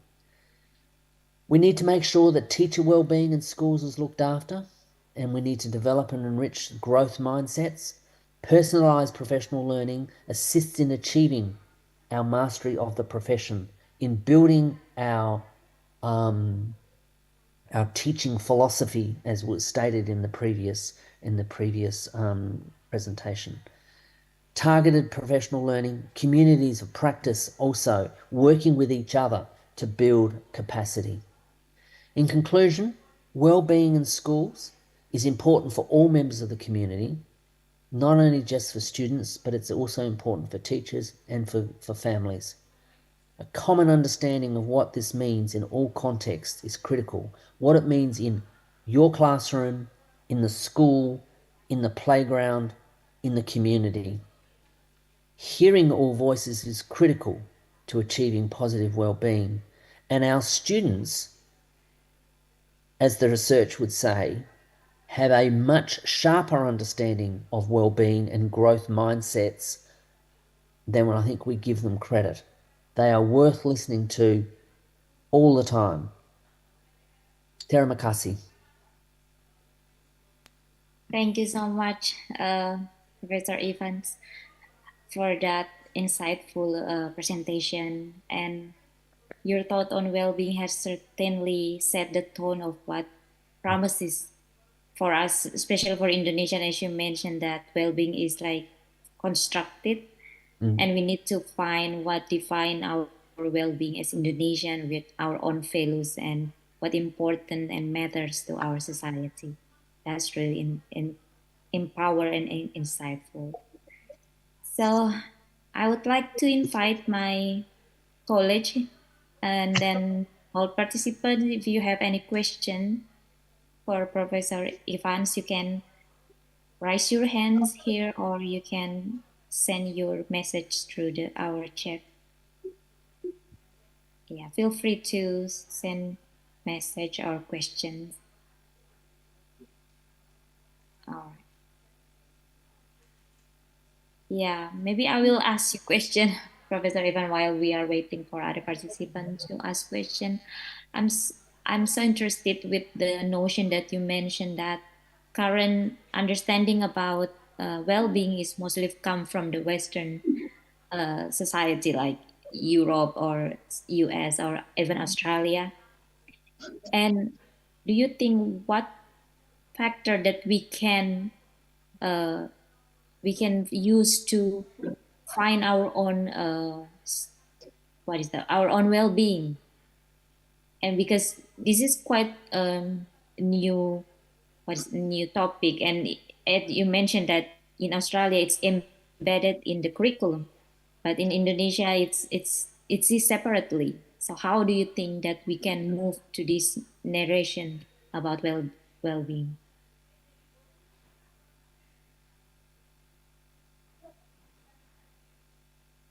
Sorry, you're muted, Professor Ivan. You need to unmute yourself, please. Yeah, okay. Sorry, I think somebody muted me. A tough question, I think was my comment. So well-being in our context has become part of many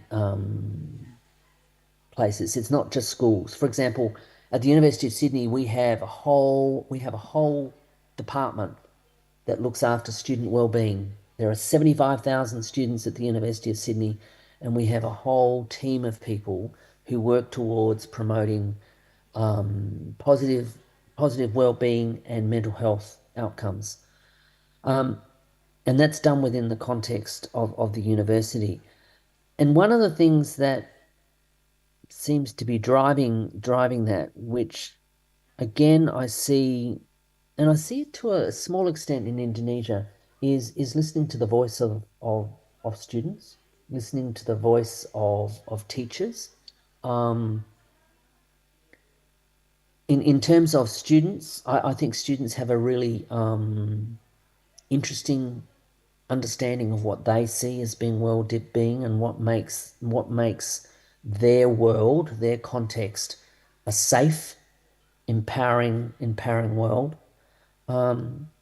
I think for teachers, I think we need to protect their well-being, and I know in Australia, and I've heard similar things in Indonesia, that teachers are feeling more and more overwhelmed by the responsibilities that they have to take on, and protecting that is really, it's not even protecting it, it's about supporting our teachers, because they are incredibly valuable. Supporting our teachers wherever possible is very important. In Australia, and I don't know if this is the same in Indonesia, but in Australia at the moment we have a chronic teacher shortage, and one of the reasons I believe is that teacher well-being is not being looked after carefully enough. Teachers are burning out. Teachers are feeling very pressured in terms of their responsibilities. So, in all of this, I think well-being needs to be developed culturally and sensitive to the people in your community, sensitive to the students, sensitive to the teachers, and to the community at large. Yeah, that's a long way for us, Indonesia, because we don't really talk about this issue like in public. Yeah. Yeah, it's not a common conversation to have. Okay. But it's a good it's a good progress that we remind ourselves that this issue is real. We cannot like hiding all the time. Right. Yeah. But I heard the previous speaker talking about the strength of religion, for example, in the Indonesian context, and maybe that's an avenue to start talking about. So, yeah, I think that's a good way to open this discussion. Yep. Yeah. So we have another question here. From Darmawan Talib. Yeah. Maybe I need to rephrase this. Like, what is the best practices maybe in Australia that we can adopt in Indonesian context, especially for inclusive education? Because here, the issue of bullying is really big problem. Yep. Yeah. So on my visits to Indonesia, I hear teachers make that comment on a regular basis, and can I say to you, it's not a lot different to here in Australia. In Australia, there's only a very small number of students who do not receive some form of education. In Indonesia, I think there are still quite a number of students with disability, for example, who do not access education. And bullying, I think, is one of the primary issues. I go back to that model I put up right at the end around quality inclusive schools. I think this needs to be something that as a school, as a community, as a context, that we need to have a common understanding what it means. And through strengthening well-being, strengthening the capacity of our academic and social and emotional programs to reach all students is important. I see bullying in some ways a statement by the bully as being very uncomfortable about the context in which they're in. That's one of the messages that I take. It's a really unfortunate set of behaviours that come out of that. But I'm reluctant to say we should stop educating students with disabilities in the mainstream classrooms because of bullying. We as a community need to address this, and it needs to be a joint effort. And developing student well-being, I think, is part of that effort. And I think it's a great topic to have for a conference and to be able to work some of this through. Yes, thank you very much, Professor Ivan. Do you mind to have one more question? No. Okay.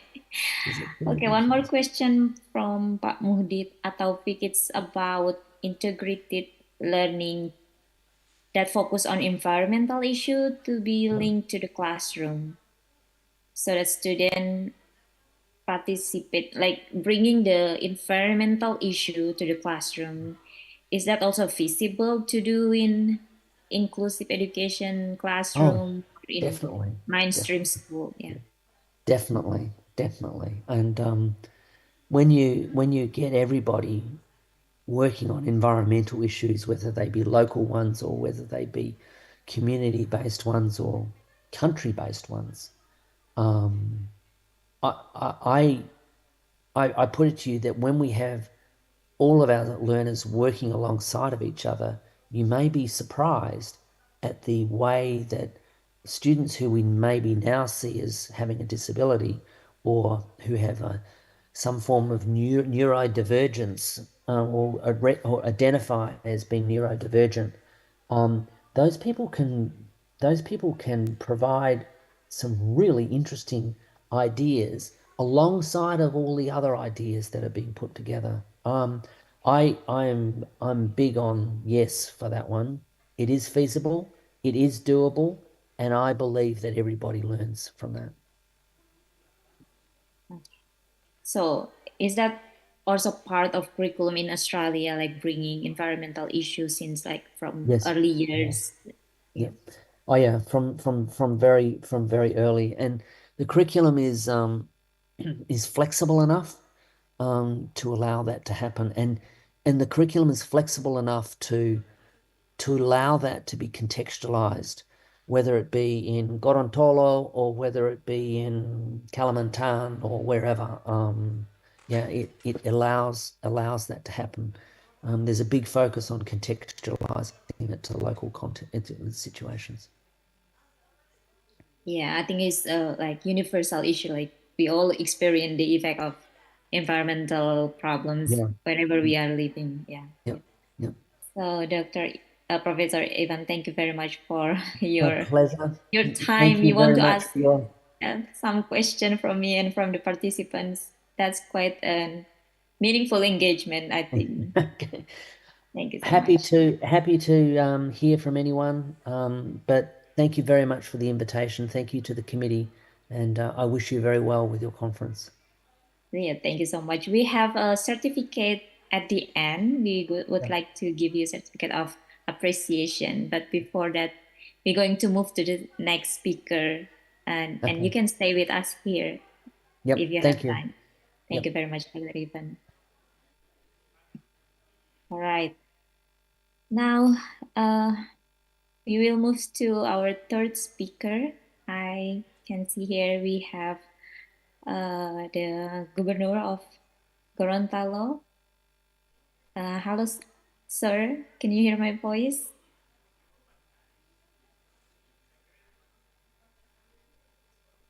Okay. Okay, I think we are still waiting for the governor to be with us. Everyone, if you have any question or you want to ask something and you cannot say it in English, I can translate that for you. So feel free to ask question. While, yep.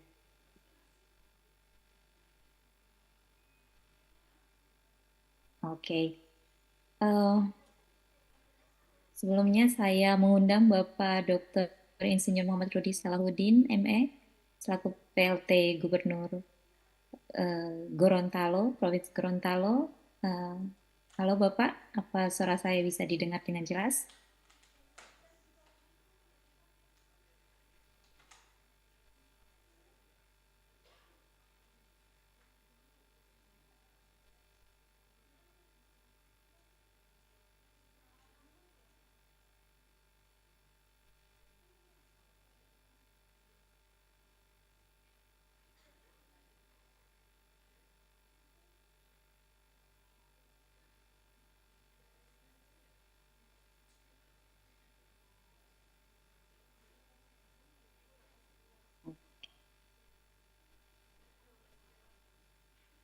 Ya. Sambil menunggu Bapak Gubernur, we would like to show a video from one of our speakers, Prof. Ivan Haris. Please, the operator, if you can display the video from our speaker, Prof. Ivan.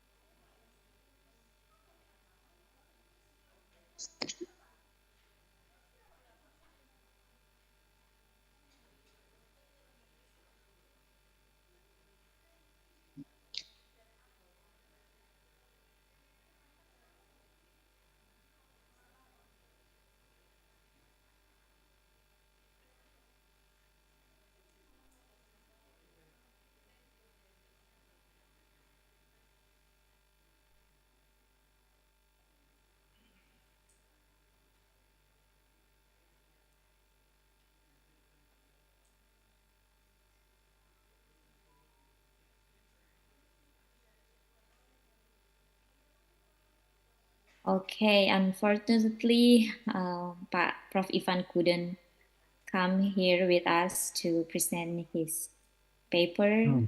Sorry. Yep. So, Prof. Ivan. I've just been sitting here quietly. Yeah. Yeah, Prof. Ivan couldn't attend this event. Yeah, so he sent us the PowerPoint, but I think the PowerPoint, like it's supposed to has a voice, but yeah. So now I would like to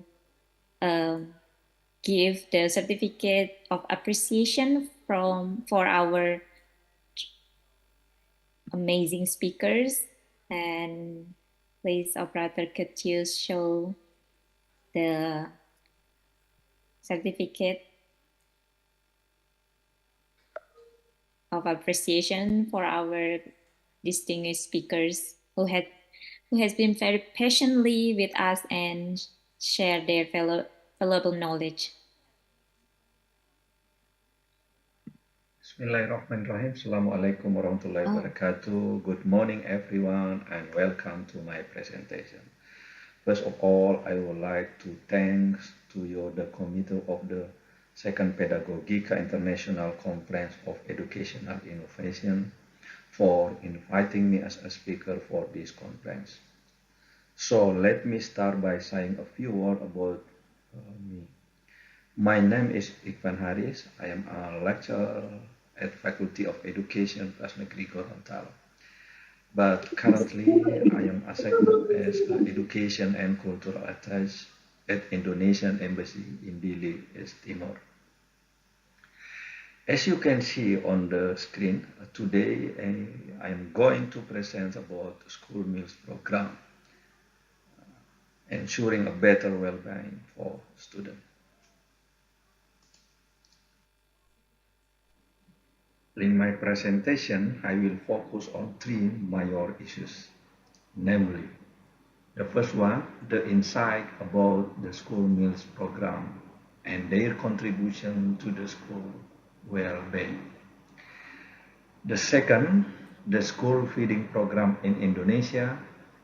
And the last is about brief information about school feeding program in Timor-Leste. Now, allow me to tell you about the wisdom wall regarding the learning and the well-being. Hungry birds do not sing. Hungry children experience many negative mental and behavioral outcomes. Being well means being able to learn. As a part talk, the provision of quality school, textbook, and teacher can result in effective education only if a child is in school and ready and able to learn. Actually, the child is the center of importance to achieve of universal basic education in every educational access. A child who is hungry or sick will not be able to complete a basic education of a good quality.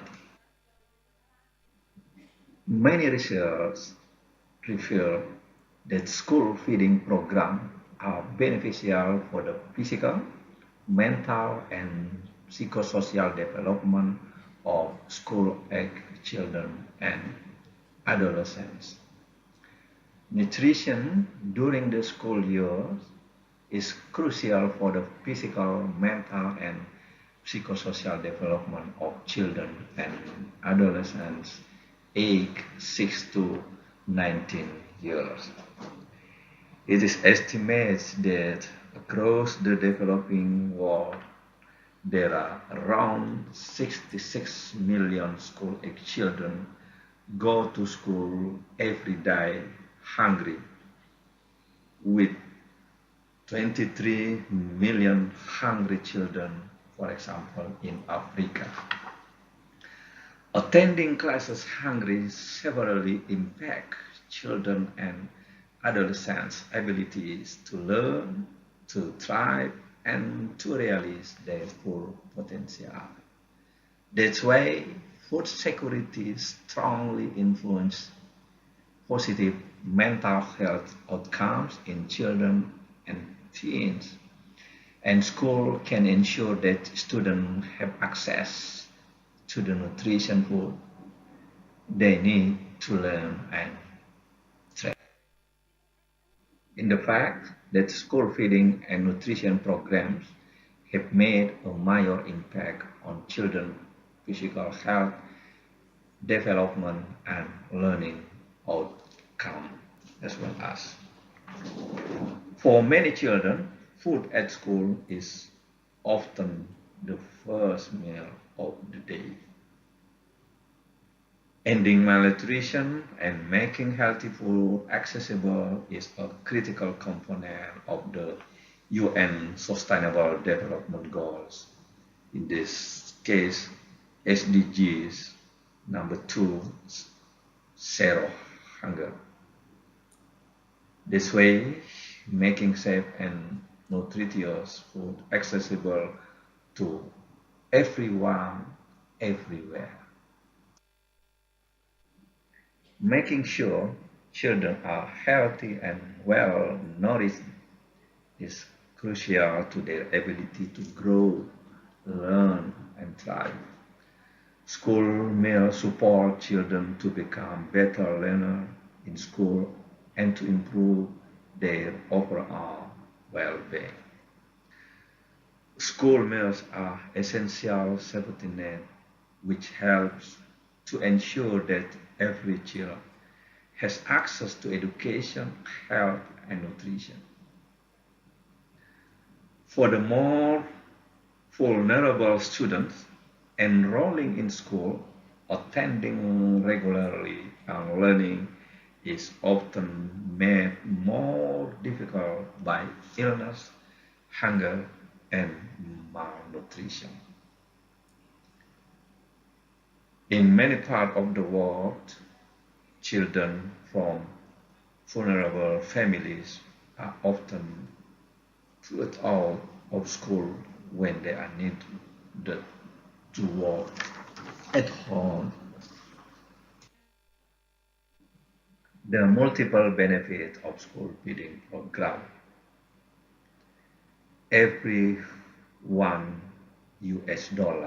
invested in school meals yields up to $9 million economic return owing to improved health, education, and productivity in education and learning, nutrition and health aspect, in social protection and safety nets, as well as local economies and agriculture. In education and learning, school meals program promote education by removing barriers to accessing classroom and learning. A daily meal at school allows children to focus and help increase enrollment and attendance, promotes retention rates, and improve cognitive abilities. Studies have shown programs can increase enrollment by an average of 9% in areas where there are prevalent barriers to education, including child abuse, early marriage, or gender inequalities. School meals program might be tailored to target specific group of children. For example, for the adolescent girls, children from marginalized communities, etc. Benefits the school feeding program for nutrition and health, especially in vulnerable and marginalized communities. Nutrition-sensitive school meals can offer children a regular source of nutrition that are essential for their mental and physical development. The fortified and fresh food is to ensure meals as nutritious as possible. In fact, when school meals are combined with the warming and micronutrition fortification, the effects of such investment are multiplied for the growing number of countries with the double burden of malnutrition, undernutrition, and emerging obesity problems. For example, well-designed school meal can help set children on the path towards healthier diets and behavior. What is the benefits this school feeding program for the school protection? We know that school meals are one of the most extensive social safety nets in the world. If we providing daily support and stability to vulnerable families and children, and we supporting the sustainable development of world communities, the food provided in school constitutes a direct transfer to the household by reducing their food needs and hence increasing families' disposable income.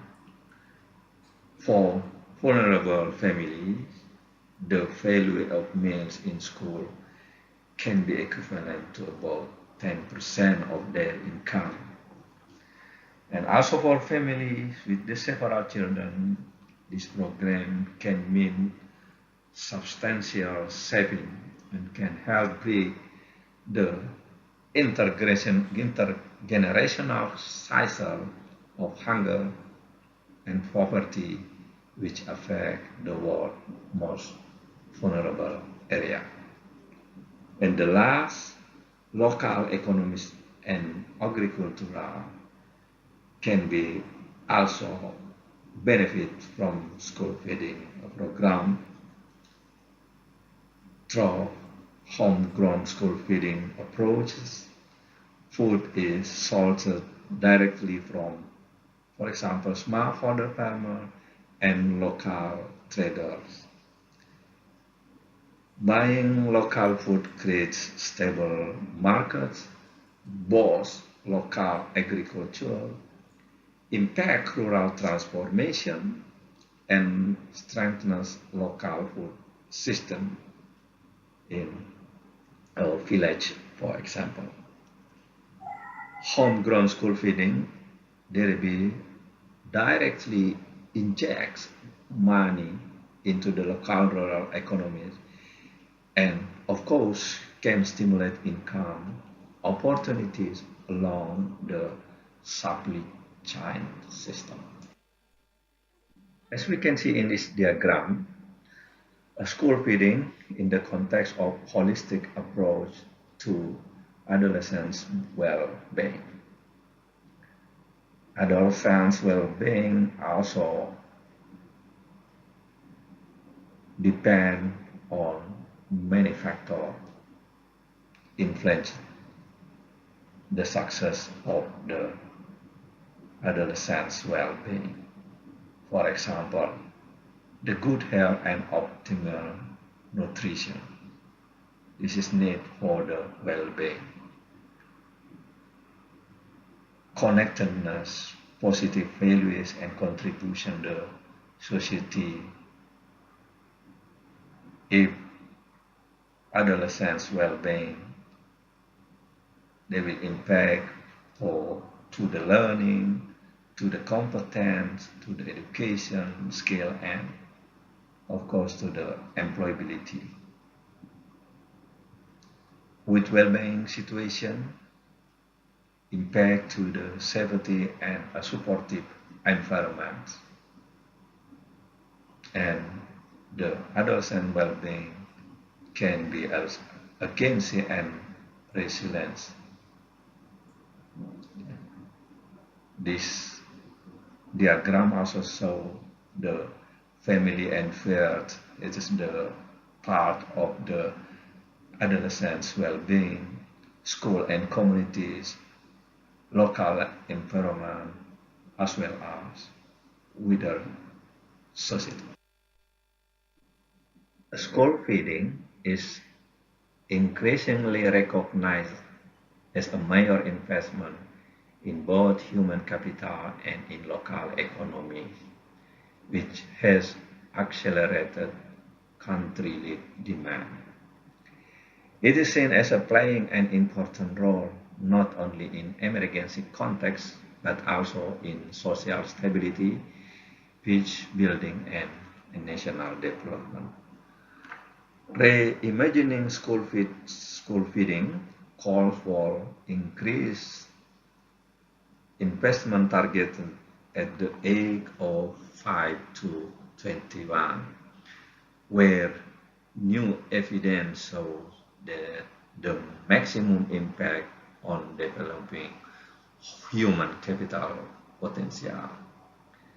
School feeding goes far beyond the plate of food, producing high return in the following critical areas, such as education and gender equality, health and nutrition, social protection, and of course, local economies and agriculture. This slide presents the fact about millions of school-age children go to school every day hungry,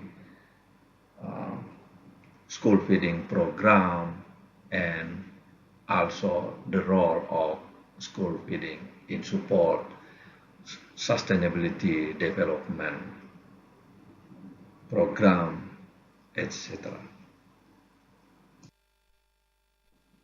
This map presents both children receiving school meals around the world. In total, there are 418 million children benefit from the school meals program.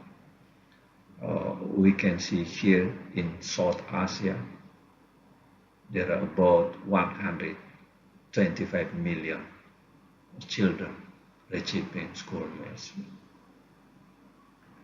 And in Middle East and North Africa, only 19 million children benefit from this program. The figure 1 describes total number of children fed in 2020 and 2022 overall by region and income level. The data explain that between 2020 and 2022, the number of children receiving school meals globally increased by 7%. This modest increase was consistent across all income levels, except low-income countries, where the number of children in school reduced by 4%.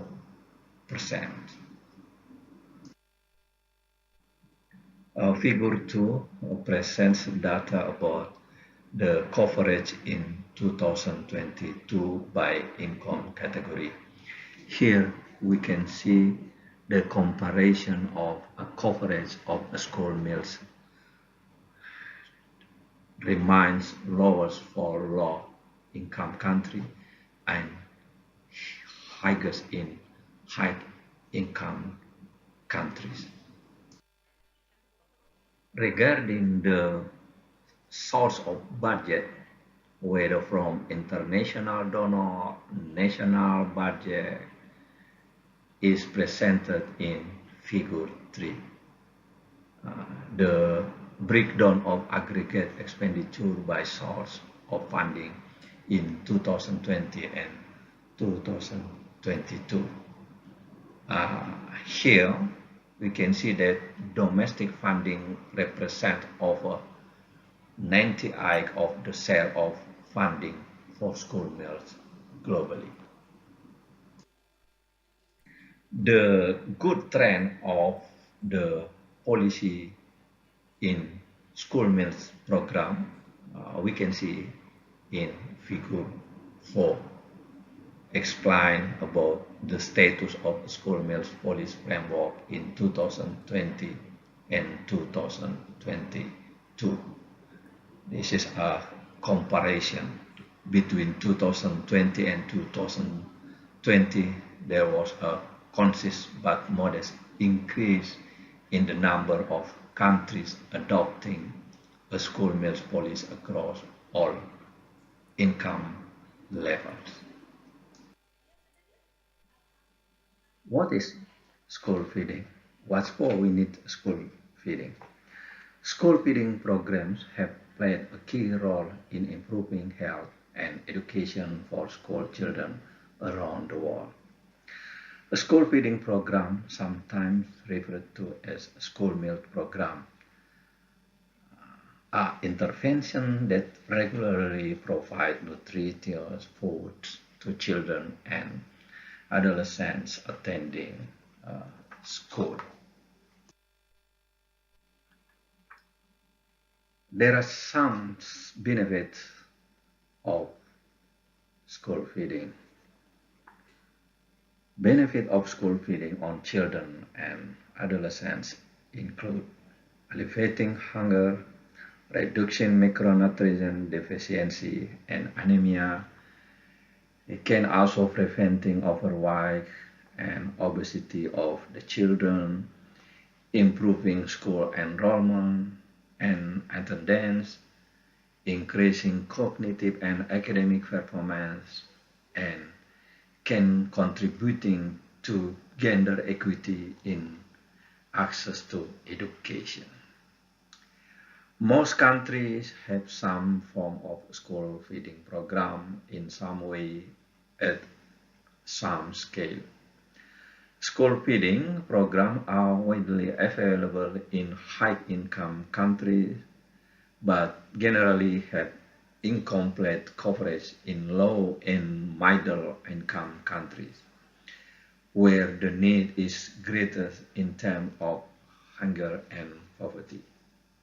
For example, most countries in sub-Saharan Africa only have school feeding interventions that are targeted towards the most food insecure regions instead of being universally available. It is imperative to expand the coverage of a school feeding program and to improve the quality of existing programs to maximize their benefit on children and adolescents. Let us move to the question, why have school feeding program?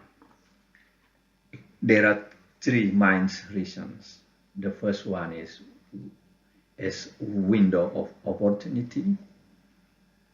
The second is hunger effect development learning. And the last one is poor diet and nutritional status.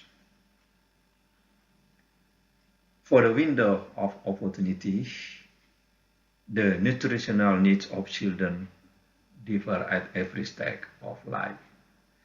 From the first 1,000 days to adolescence, the most crucial period for children development is the first 1,000 days. They start from the conception until around the second birthday. Others argue that the next 1,000 days are almost as important, while ensuring good nutrition in the first 1,000 days remain the priority. Age 5 to 19 years old provides a second window of opportunity, as it is a time of rapid physical development, especially during adolescence with the start of puberty. We know that during this period, children can make up for growth deficit separate in early childhood with positive effect on children's cognitive development. This ability to correct childhood's malnutrition is known as a catch-up growth. The mechanism underlying get-up growth are complex and there is a little consensus on how measure it. We can find or found more evidence is needed to understand the extent which physical and cognitive deficiencies can be corrected during this life stage. Nonetheless, proper nutrition for this cohort is vital for their current and actually for the future also, the current and the future well-being.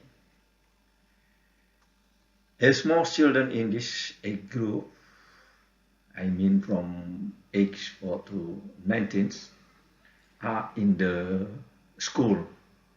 The school food environment can be a major determinant of their diet. What's the role of school feeding program in hunger effect development and learning? It can be explained that as the children enter their schooling period, of course, they gain more autonomy in deciding what they want to eat, especially while they are at the school or at school. This contributes to their dietary habits and ultimately their health status. Given the high stakes involved, it is imperative to understand what our children are eating. It is understandable that energy is essential for concentration and participation in school. We know that for hungry students, of course, learning becomes more difficult. Breakfast skippers can eat by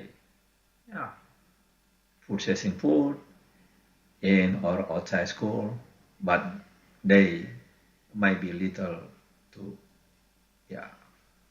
let's say, no healthy option. Ultra-processed food and sugar-sweetened beverage are easily sold to children in this setting. Hence, it may not be surprising that some children, you can see, who do not eat breakfast have higher body mass index, BMI, than their peers who do since the former tend to eat more snack, high in calories, but low in other nutrients. This is the fact. The last about the poor diets and nutritional status, from data explained that children dietary practice raises other red flag that require an urgent response. Data show that fewer than 1/3 of children from 10 to 70-year-old consume adequate foods, legumes, milk, and dairy products and vegetables. And we can find, in contrast, fast food consumption. Everywhere you can find fast food, and everywhere you can consume this fast food. Especially for the children. It's common as around 84% eat fast food 1 to 6 days weekly. Imagine this fact. Last or finally, statistic on children nutritional outcome outcomes give much cause for concern. Yeah, undernutrition affect how children grow and develop and is associated with impaired cognitive function, higher school absenteeism, and of course, poor school performance. Let's see the diagram about the impact of school feeding program. In this diagram, we can see the interrelation, the impact, and the net about the impact of a school feeding program. In the left side, we can see, for example, school feeding can improve school participation. If they improve the school participation, give effect to the enrollment and attendance of the student, and also child labor supply. With the increase of enrollment and attendance of the student, can be also improve the learning. If the learning improved, of course, the educational attainment improve also. Yeah, this is the example, the interrelation of the impact of school feeding program. Again, we will discuss more about the impact of a school feeding program. There are 5 main impact of the school feeding program.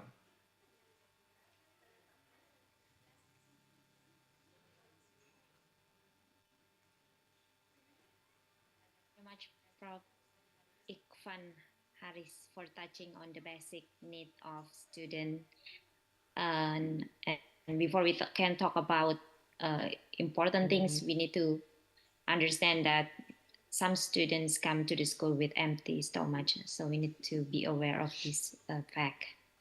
So as I promised before, I will show the certificate of appreciation for our distinguished speaker who have shared their vocabulary, valuable knowledge and information for Professor Ivan and also Prof. For Nurdin for the amazing presentation before. And yeah, we come to the end of the first part of this session, and I would like to take some moment to thank all our speakers and also our participant who has been with us from the early morning. And I would hand over this virtual stage to the next moderator, Ms. Husnul Khotimah. Please, the stage is yours, Ms. Husnul. Thank you.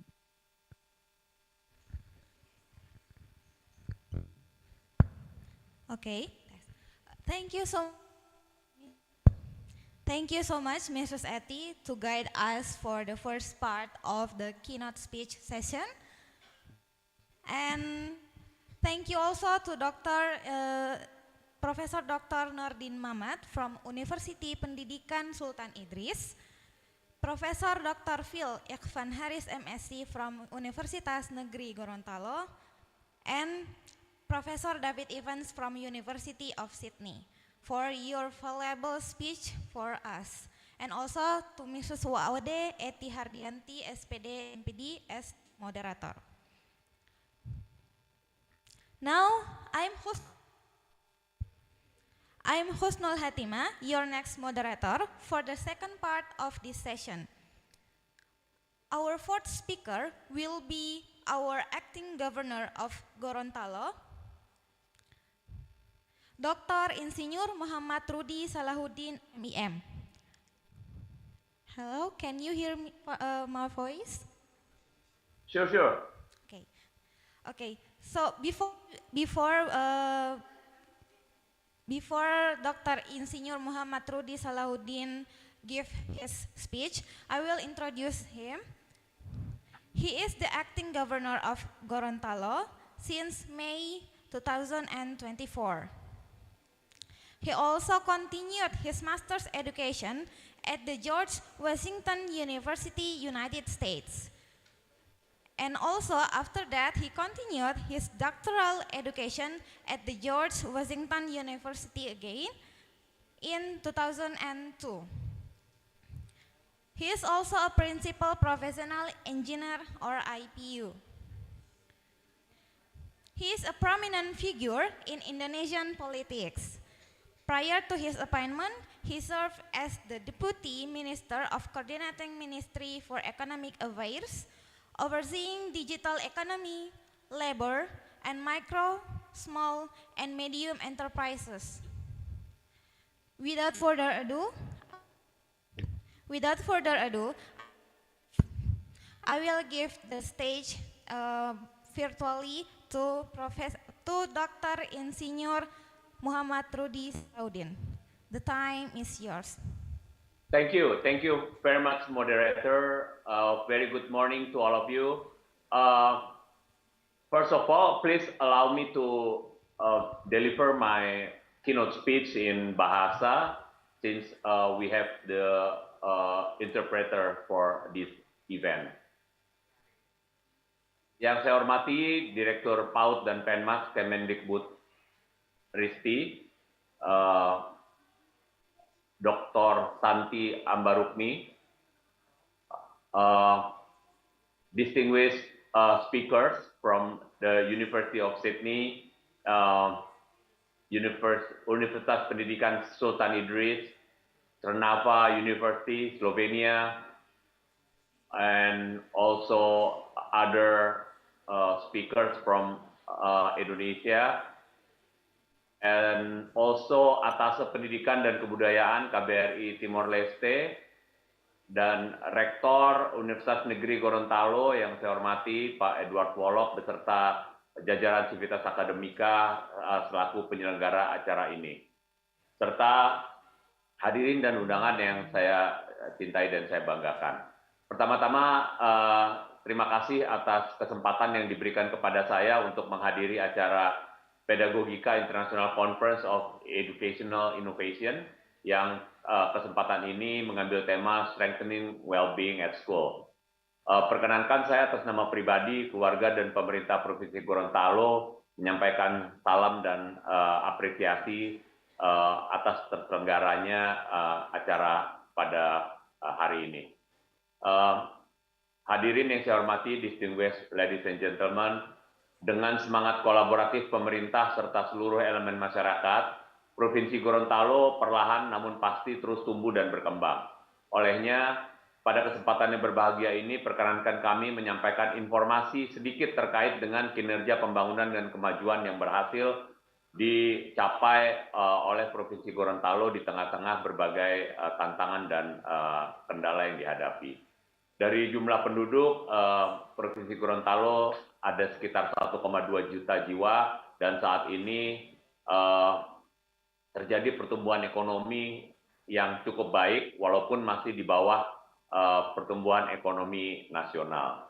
Namun, persentase penduduk miskin juga masih ada, namun juga sudah mengalami penurunan pada tahun 2024. Terkait dengan indeks pembangunan manusia yang merupakan indikator tingkat kemajuan pembangunan manusia yang diwakili oleh komposit pendidikan, kesehatan, dan pendapatan, pada tahun 2024 meningkat 1,74 poin dibanding tahun 2020.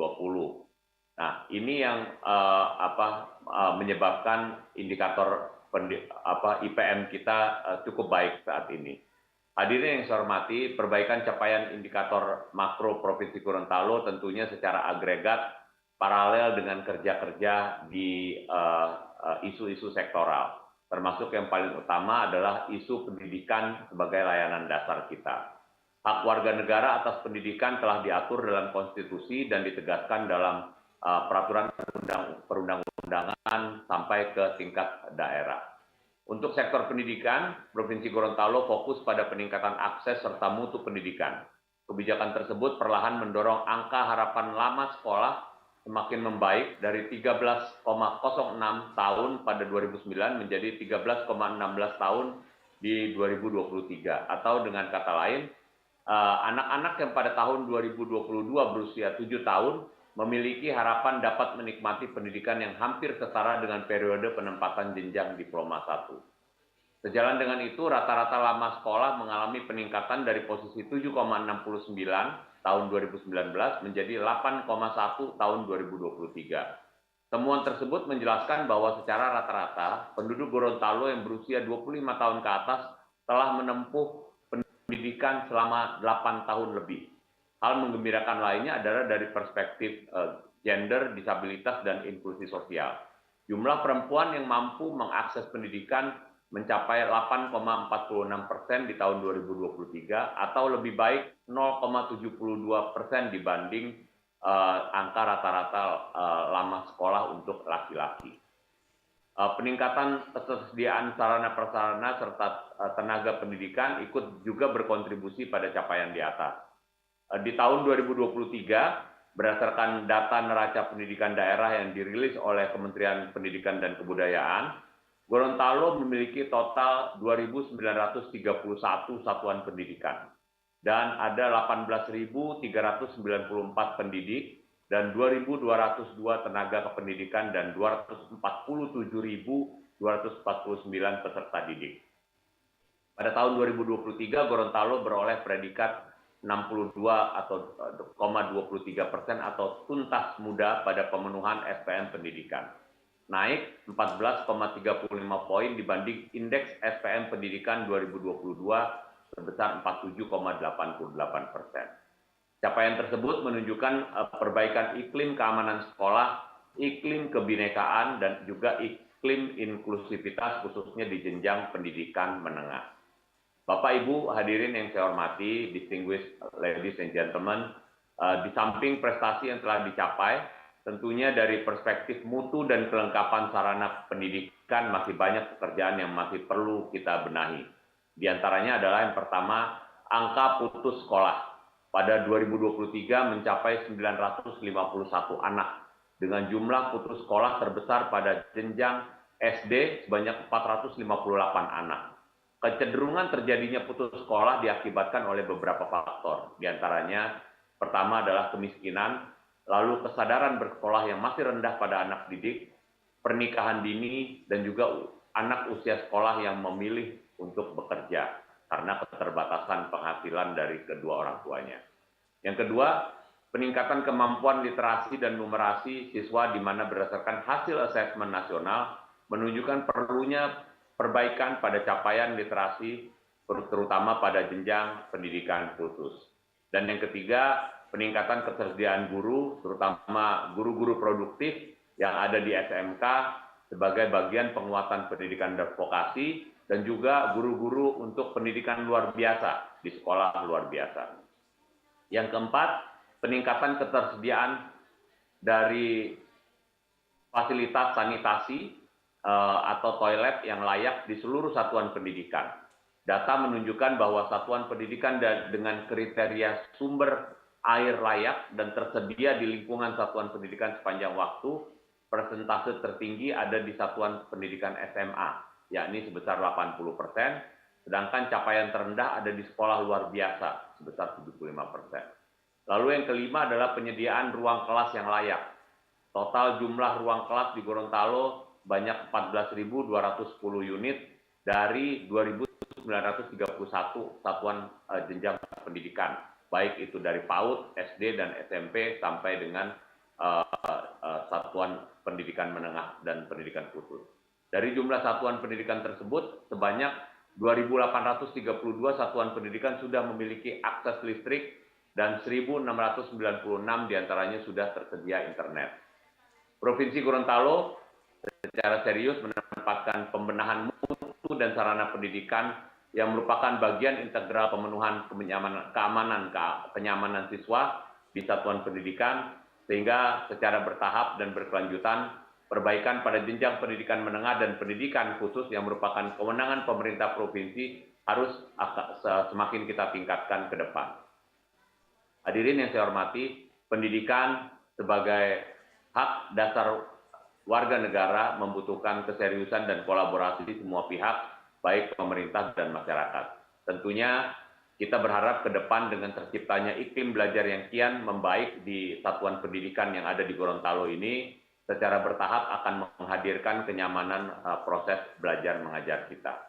Era disrupsi yang semakin dinamis ke depannya membutuhkan sumber daya manusia yang sehat dan kompeten, dan untuk itu kami berharap di dalam acara conference atau diskusi hari ini memberikan insight terhadap kebijakan pendidikan, khususnya pendidikan di Gorontalo pada semua jenjang. Akhirnya saya mengucapkan selamat melakukan diskusi dan berbagai acara lainnya di forum yang baik ini. Semoga ke depan nantinya conference ini akan terus menjadi lebih sukses dan lebih maju. Demikian dari saya, terima kasih. Assalamualaikum warahmatullahi wabarakatuh. Saya kembalikan kepada moderator, back to you to moderator.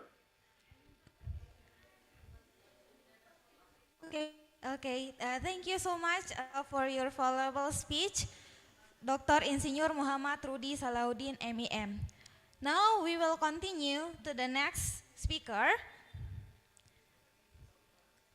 by Professor Dana Mazarikova. She is a seasoned educator with a focus on physical and sports education. Professor Dana, are you here? Yes, can you hear me? Yes, we can hear you. Okay. Hello, I am Husnul Hatima, your moderator for this session. It's a pleasure being here. Is it possible to play my presentation, or maybe shall I share the screen? Okay. Please, for the technician, share the presentation by Professor Dana Mazarikova.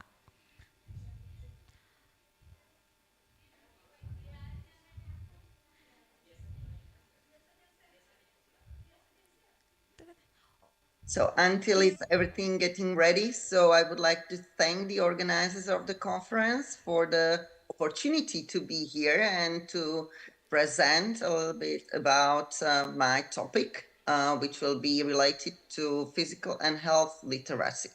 Okay. So thank you very much for... I'm sorry, Professor Dana.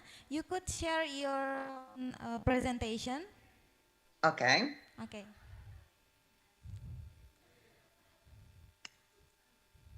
Okay, so I will give the time and stage virtually to Professor Dana Mazarikova. Thank you very much. So the topic of my presentation today is the development of physical and health literacy in schools as one of the crucial elements for children's well-being. Briefly about me, my name is Dana Mazarikova. I am the Associate Professor, PhD at Trnava University in Trnava in Slovakia. I'm also responsible for international relations, so I have had the opportunity to cooperate with many of my colleagues, also from the University of Gorontalo, for example, and I'm happy that I will be able to present today shortly something about the physical and health literacy which are related to physical and health education. So firstly, maybe to start, what is the physical literacy? Because yes, sometimes we really think, or in the past, it was very common that the literacy was only related to reading and writing. But as the world is changing, also our children are changing. So we need to consider what kind of other skills or developments really the children need. So basically, physical literacy covers the concept which involves the knowledge, skills, and understanding, and also the values related to taking the responsibility for meaningful physical activity and movement of a person through the life regardless of physical or psychological limitations. Physical literate student or pupil incorporates the physical activity into her or his daily lifestyle and understands the importance how this level of physical fitness can contribute to the whole well-being. I would like to stress that this is not only being active in terms of having enough sports and skills. It is also about the understanding and the knowledge why I should be moving and why I should be doing all the activities, what kind of effect this can have on my body, and how can this improve my well-being in general. The second part is about the health literacy, so which means achieving again some kind of knowledge or skills or confidence to improve personal health, or also the people in my environment. The physically, or actually the health literate student understands the negative health effects of harmful substances and healthy maybe eating habits, which we already had in the presentations before. The health literacy today is also about acting and reacting to some kind of specific situations that we can be somehow encountered. So that means, for example, providing first aid in an age-appropriate manner. That means starting with early childhood with a very, very simple skills related to first aid, and then continuously to improve the skills to the higher level so that we can help ourselves or help the people around in our environment. And both physical and health literacy can be developed in schools, and especially through physical and health education. I will not play the video, fully video about physical literacy, but I believe that this presentation will be available to the participants. And in case you're interested or you want to make a print screen, so then please do it and you can just have a look at the video yourself. But I will just maybe shortly describe that the video is showing how people can be really active throughout the full life. So it means like lifelong learning in terms of physical literacy, starting with very early age and then continuing until we are older. Motor development of children in European Union, where Slovakia, my country, is a part of, is actually a very important issue. We have had many initiatives how to develop children in terms of motorics, so that means in terms of the physical literacy. And we need to understand that starting with very early, it is important that we develop in schools either the complete motor skills or that we try to somehow develop all the possible physical and cognitive simulations. Why we should be really focusing on this area. So one of the things is that mostly the schools is promoting the academic achievements, which means like mostly to be related to the cognitive skills.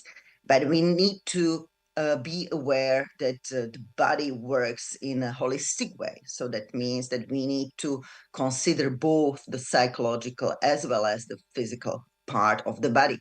And then this helps to really like a very good and whole body development of a child, which moves us to the well-being itself, which is the topic of our conference today. We can have a look also at many recommendations, either the European Union, UNESCO, or maybe World Health Organization, and all of them have various policies which are related to the development of motorics and the physical activity. And it is important that we all are responsible for these actions. So that means the parents themselves, educators or teachers in different settings, either starting with preschool but continuing on all levels of schools. And then also we should be aware that the community-based programs can be developed and offered by parents, educators, and teachers. So that means it's a really, really complex understanding of the motor development as well as the health development of children.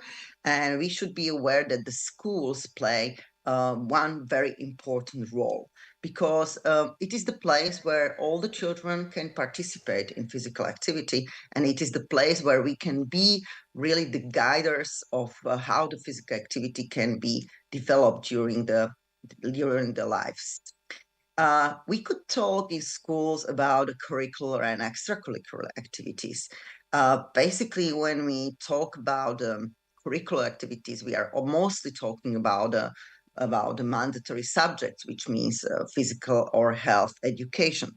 When we talk about extracurricular activities, those are all the other games and sports, usually promoting fitness, good health, and the recognition of numerous values. Actually, the way how these are implemented in schools is variable, and it can be completely differently understood in various settings, either in different countries, but also within the country. Each school can have a little bit different approach how to work and develop the curricular and extracurricular activities which are related to the promotion of the physical and health literacy.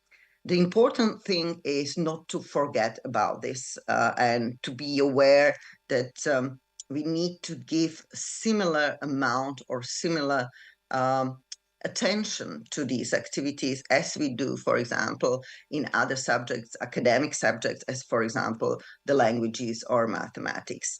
When we look at the physical education as a subject, I was already mentioning that it is not only about the activity itself, and it is not only about the development of the skills or sports, because we can also combine the physical education or the extracurricular activities with ethical education, for example, by teaching values such as fair play, cooperation, equity, or equality. We have a lot of topics related to peace, human rights, and respect. You might have some kind of specific experience how through sport participation we can develop relevant skills, or like soft skills as teamwork, social inclusion, maybe leadership, or avoiding stereotypes. This can be also found in many various resources, and I, for example, recommend the program Pestalozzi, which is the program of the Council of Europe related to physical education and sport for democracy and human rights. It is an different approach how to look at the physical education and sports via different optic, and maybe understanding the importance also in terms of ethical education. So why is physical and health education so important? We should be looking at the quality of life and personal well-being, which consists of the mental, social, and physical well-being. So we need to, or we should be aware not to forget about the physical part in well-being. These components cannot and they should not exist without each other. Currently, we can consider that more than a half of all the children, in terms of various research outcomes, perform regular physical activity only in the lessons of physical education. So it is our responsibility as teachers or educators to look at these very, I would say, specific numbers, and maybe be aware that the physical education should have certain quality and should be available for each child at different levels of education. What is the purpose of physical and health education? So we could just say it very easily that it is the development of physical and health literacy. But we can be more specific in terms of understanding the maintaining and improving quality of life by, for example, explaining and stressing the importance of movement. So that means that the children really understand why daily movement is so important for their body, how this can help with their well-being in terms of the not only physical but also mental well-being. We know that physical activity is very beneficial also for the mental well-being, that we can relax during physical activity, and can be different kinds of physical activity, either more moderate or more vigorous physical activity. We should be encouraging children in trying new physical activities, teaching them the new skills to be learned. We know that each child is a bit different. So that means that some of the children maybe prefer more individual physical activity like running or swimming. The others more prefer, for example, the sports teams activities, so more like football or basketball or others. So, and our task in school should be to make these activities available for children, to show them that the physical activity is very variable, and we should be able to promote the physical activity through physical education. It is also important to emphasize that the better is the condition, the better is the performance. So that means also in daily life, we would feel ourselves physically more fit if we perform our physical activities in a regular manner. So that means our condition, our physical condition will improve by certain training. It is important for children to understand how the body works. So the physiology of the body is also in the main topics that we should be combining together with physical education. For example, the biology and physical education together is a great approach how to develop also understanding of the movement for children. We should be also aware of the importance of good body posture. Today, unfortunately, the number of children suffering from bad body posture is increasing. It is important to stress that based on good body posture, we will not have some kind of specific problems like backache or neck ache or difference, because you know that sedentary lifestyle in adulthood and in working days can be quite tiring. And that's why when we have a good body posture starting with early age, then we can avoid some of the specific pains in the future. The physical health education in schools should have specific purpose and objectives.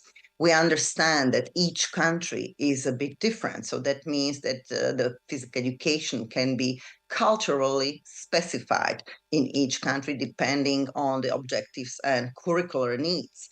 But on the other hand, it is important to state and maybe remain with a specific average number of teaching hours. There are some recommendations, for example, in Europe, which say that it would be good to have at least 2 or 3 hours per week of physical education. The number of hours varies in each country in Europe, starting with 1.5 hours to 3 hours per week in primary education and going maybe to secondary level by 2 to 4 hours per week. We have some countries in Europe where the number of hours is increasing to having physical education and health education every day. This is something that we would like to achieve in the future, maybe also in Slovakia. That means in my country, where according to the national curriculum, we are usually having the 2 hours per week, and some more hours can be added in school curriculum, even though this doesn't happen very, very often. I would like to stress, as I have a limited time for today to present my topic, so maybe in future we will have more opportunities to stress a specific issues related to physical education, and maybe going more deeper in the topic of physical education. But today I would like to maybe mention the current problems in teaching PE, which are mostly related to Europe, but also to other countries outside Europe. So the first thing is that we sometimes do not have high expectations of the results. So sometimes the physical education and health education is a little bit underestimated, either by parents or the teachers sometimes themselves.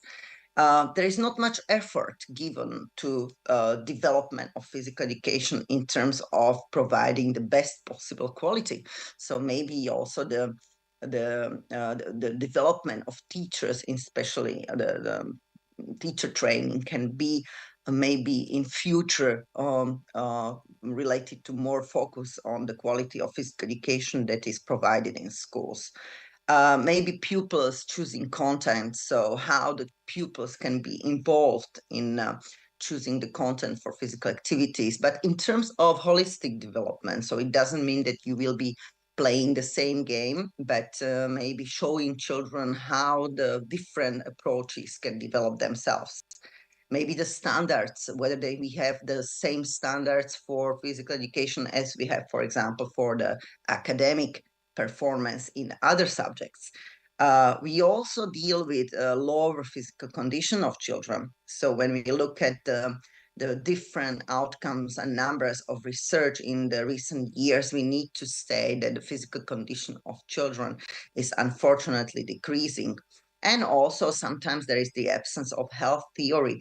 So maybe to focus some of the working or some of the teaching hours and the lessons more to the theory of health related to physical education.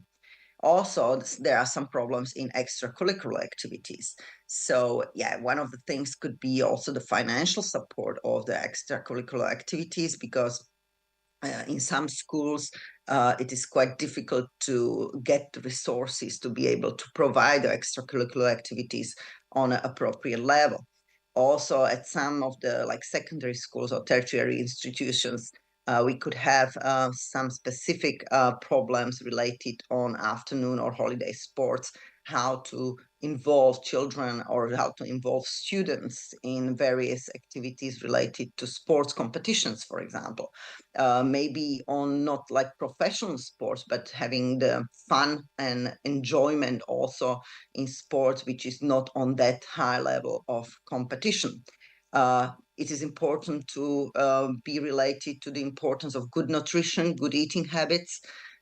Maybe the most important thing is to persuade the children as well as teachers that physical and health education is not only about exercising, but is also about achieving better results, but to be learned and taught on a regular manner.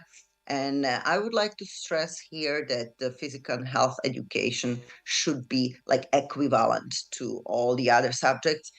Sometimes this seems as a very difficult path to achieve in schools because the expectations of schools, especially by parents, can be on a high level related to the academic results. But we need to bear in mind and we need to think about the well-being of children, that sometimes the push on academic achievements and maybe the cognitive load that is given to children on everyday basis needs to be somehow compensated, especially by physical activity. And this is provided usually by physical education. So I would like to conclude on my presentation today, which has been rather short. I'm just showing the various aspects that are related to physical and health education. And as I mentioned, maybe in future, we could go a little bit deeper with some of the topics. But what are the conclusions? Actually, we need to make the decision, and it can be changed, or the situation can be changed by involving all the stakeholders somehow involved in the process. So we could start with the politicians. So that means, like, for example, the opportunity to have more physical education hours or health education hours. Sometimes we focus more on the sports activities and maybe less on the health education. The teachers and lecturers, we should really try to give them the best possible teacher training to really focus also on the didactics of physical education or health education. What about the children or the students? We should be able somehow to bring them the understanding of importance of the subject. So usually, especially younger children, they really love to move. They love the physical activity. So we should be promoting this and helping them to understand that the physical activity is very beneficial for their world development and especially for their well-being. The parents, in Europe, we often encounter some absences that are provided by the parents, that the parents think physical education is not that important as, for example, other subjects. So it is important to maybe educate partly the parents, maybe have meetings with them or involve them in various physical activities in schools together with their children, for example, especially when they are younger age. the doctors. We need the support of the health sector as well. Sometimes it's about giving excuses, for example, for children, even there is no reason for it. So like medical excuses. But on the other hand, the health sector could be very supportive in terms of development of health education in schools. So our task is maybe to develop the cooperation between the education and health sector to be able to provide the best possible health education in schools.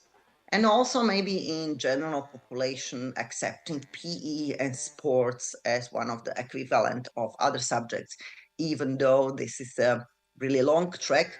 I believe that when we look at this together and when we try to work on the different topics together, we might be able to achieve a better future for our children in terms of development of their well-being. So I also suggest some of the recommended resources, especially in case we have some students present. Some of the resources can be quite beneficial because I also chose resources which are related, for example, to the different projects that were focusing on the topic of development of physical and health literacy. And I would like to conclude with thank you for your attention, and hopefully let's move to improve children's well-being in the future. And thank you very much for listening to me. And yeah, actually, this is the end of my presentation. Thank you very much. Okay, thank you so much. Thank you so much, Dr. Dana Makatsarikova from Trnava University. I would like to help to conclude our presentation in Indonesian. Jadi berdasarkan yang oleh Dr. Dana Mazarikova tadi bahwa ada dua hal penting ketika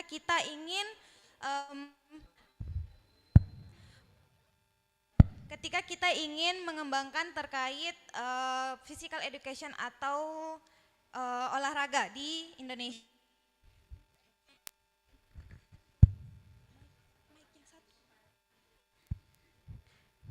Ya, jadi ada yang pertama adalah physical literacy, yang kedua adalah health literacy. Ya, seperti kata-katanya bahwa yang pertama itu berfokus pada bahwa kita sadar bahwa fisik itu menjaga fisik itu adalah sesuatu yang penting.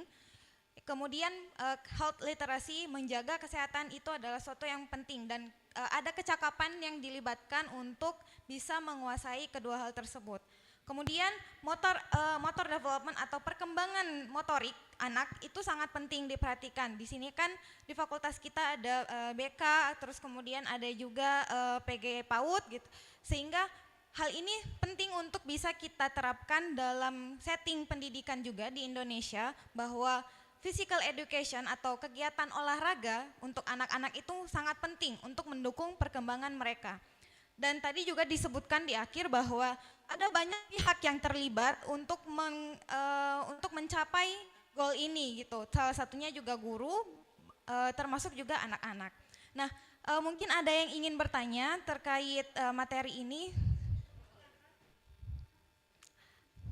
dari via Zoom meeting. Maybe is there any questions?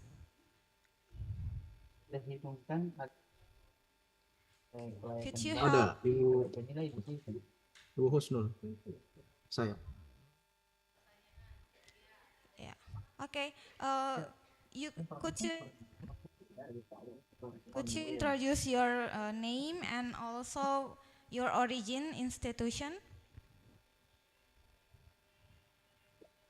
My name and the origin? No, I mean for those who wants to ask question. Okay. Okay. Okay, Good morning. I have question for there are trend in our country to running in the night activity. So is that good or bad for our health? If it's running at night, good or bad for your health? Yes. Okay. Running is mostly good for the health in case you don't have any specific I would say deficits in your body. So running generally is very much recommended. And in case you don't have other time than at night, so then it's one of the possible activity. But yeah, I wouldn't say that it's the best time to run. So it depends on your availability of time. Maybe running in the morning is more appropriate, or just maybe late evening, but not night. So because you need also to sleep. Actually, the importance of sleep is very much a research topic at this moment, because people somehow don't have enough sleep. And when you run at night, this makes it even more difficult that you don't get enough sleep. And also the processes after running, you get a bit more wake up, so you cannot sleep that well. So this is another topic, and it's more psychological topic. But I would recommend running as a very good activity, but it is important to choose also the right time of the day. Okay, thank you. Okay, thank you, Mr. Darmawantali, for the question. So, is there any question again?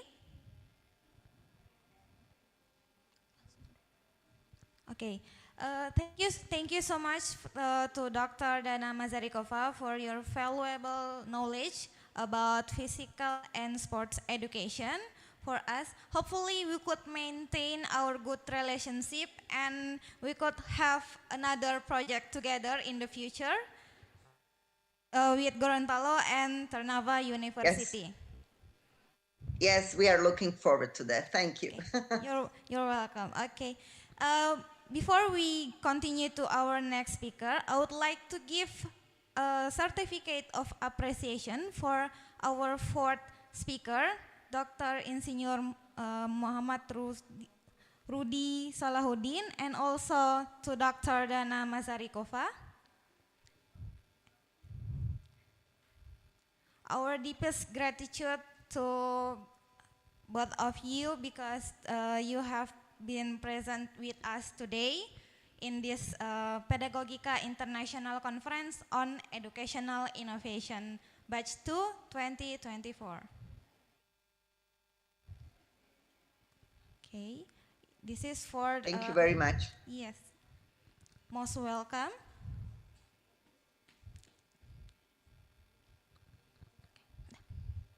Okay, thank you so much for Dr. Dana Mazarikova. We will continue to the next and our last speaker for today.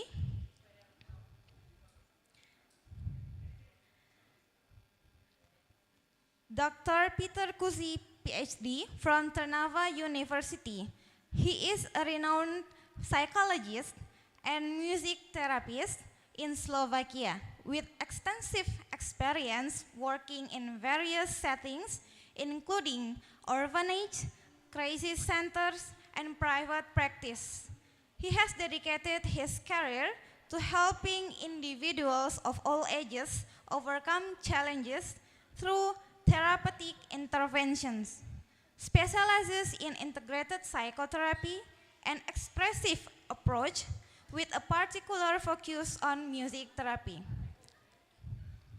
He is actively involved in the music therapy community, serving as the vice chairman and also the co-founder of the Association of Music Therapists of Slovakia, or AMTS. Let's welcome Professor Piotr Kusi, PhD. Hello.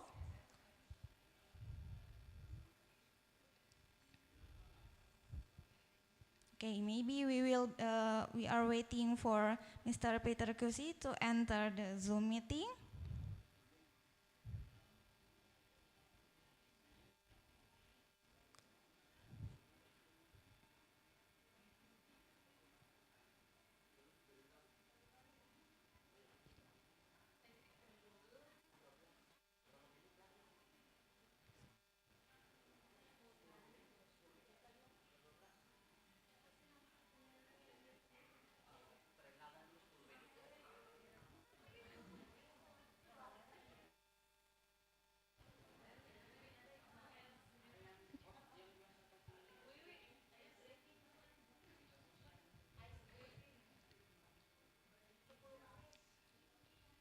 Okay, we are waiting for Mr. Peter Kusif.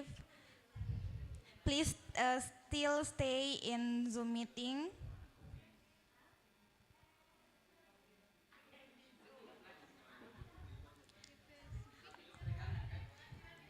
For around 10 minutes, we will be waiting for Mr. Peter Kusi.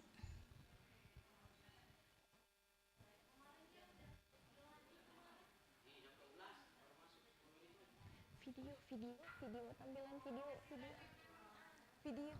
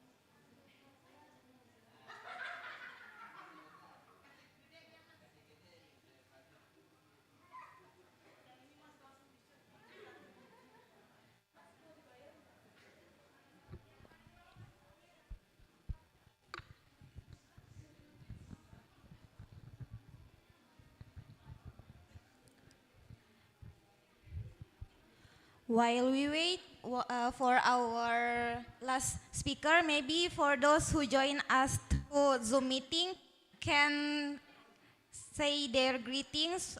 Maybe where are you from? Because we have so many participants in Zoom meeting. I would like to know where are our participants coming from.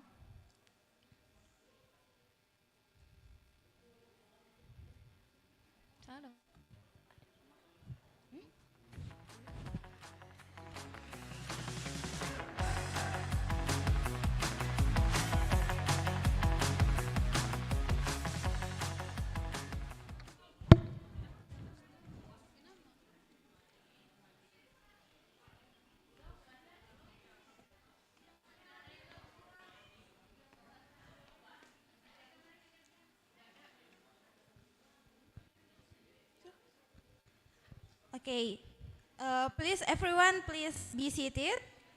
We will continue to our last speaker. I would like to introduce our sixth honorable keynote speaker, Dr. Piotr Kusi, PhD from Trnava University. Hello.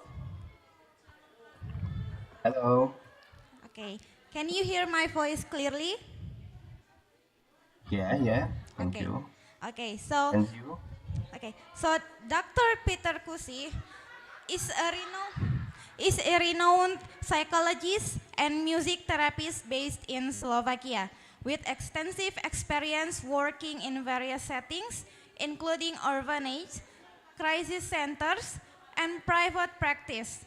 He has dedicated his career to helping individuals of all ages overcome challenges through therapeutic interventions.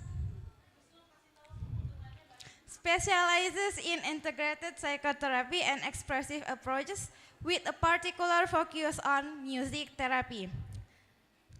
He is actively involved in the music therapy community as in Association of Music Therapists of Slovakia.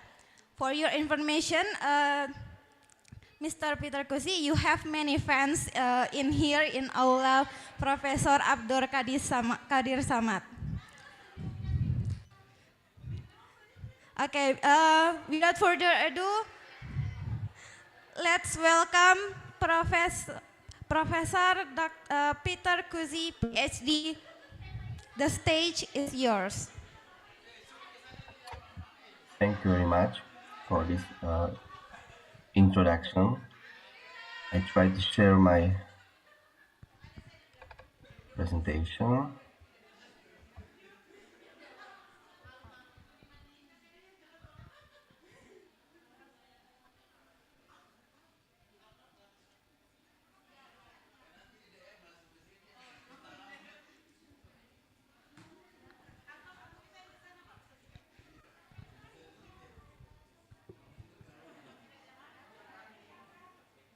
You hear me, yeah?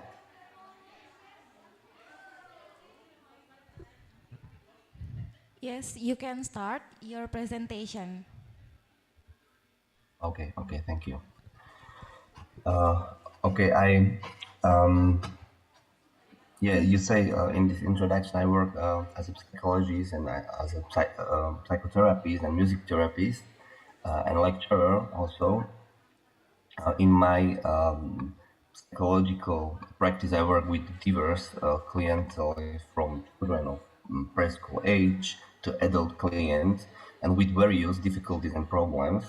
Actually, at the same time, I work at the Faculty of Education in University of Trnava in Slovakia, where I teach subjects such as music therapy, music philetics, but also diagnostics or social psychological trainings. My research focuses mainly on the topics from the field of music psychology and music therapy, and today I would like to introduce you to the concept of music philetics, which can be a kind of alternative to music therapy in a school environment. We can say that music philetics as a younger sister of music therapy.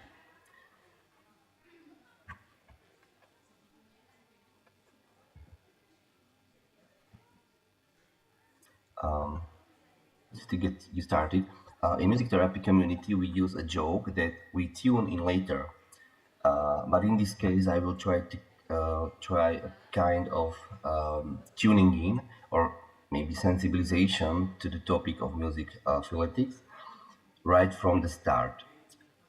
As a first, Charles Darwin said that music is older than the human language, and we already know today that music has really accompanied man throughout his history, and that its functions and role in man's life have changed in individual periods. Uh, Many youth claimed that music is the most natural for us, especially when working with children clients. I really often think of this idea. Music is for child representation and truly natural way of expression and communication, music as a means of play and space for the child's realizations.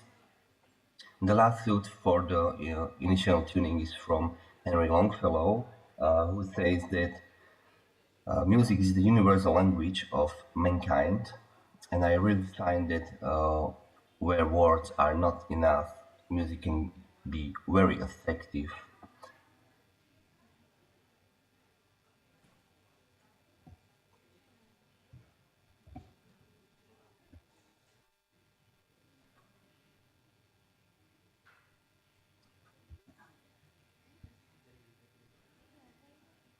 Okay, after some tuning or inspirations, I'd like to talk about the music phonetics today, but before we get to it, it is necessary to define the music therapy from which music phonetics is based and gradually developed. From an etymological point of view, music therapy consists of two terms, music and the therapy. From Greek musica or Latin musica, which means music, and second half from Greek therapeia or therapeineio or Latin iatreia, which means treat, or care, educate, exercise, help.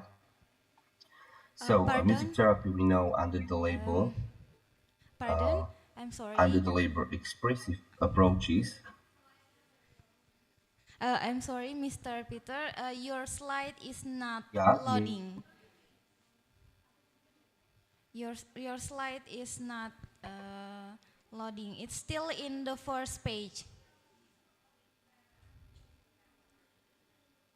First page of slide, you see? Yeah. Yeah. Yeah.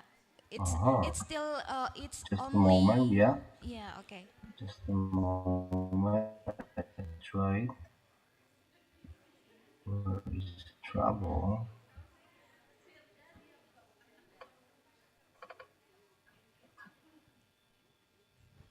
Why? Okay, I try one more time.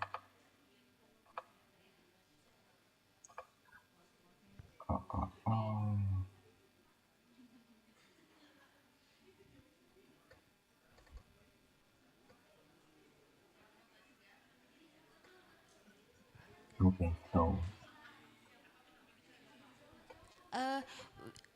yeah, is it music therapy? Okay. Okay. We could see it now. You can continue Yeah, your presentation. Okay. Thank you. Okay. I'm sorry. So I will continue about the music therapy. Two terms, Greek musica, Latin musica, which means music, and second part from Greek therapeia, therapeineio, or Latin iatreia, which means treat, care, educate, exercise, help. Music therapy we know under the label or maybe under the category of expressive approaches together with art therapy, drama therapy, bibliotherapy, or also with under the label like art therapies or art creative therapies, or especially as a music therapy. And we can perceive music therapy of course, from different points of view. And American professor of music therapy, one of the most popular, biggest authorities in music therapy community, Professor Kenneth Brusha, makes distinctions in music therapy as music therapy as an art, music therapy as a scientific discipline, as an interpersonal process, or music therapy as a profession.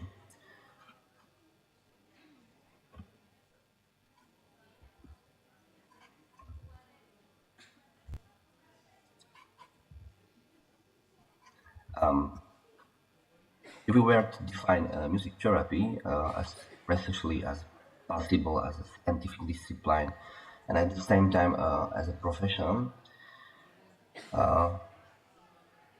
MTA, American Music Therapy Association, one of the biggest organizations or associations of the world for music therapists, offers a definition that music therapy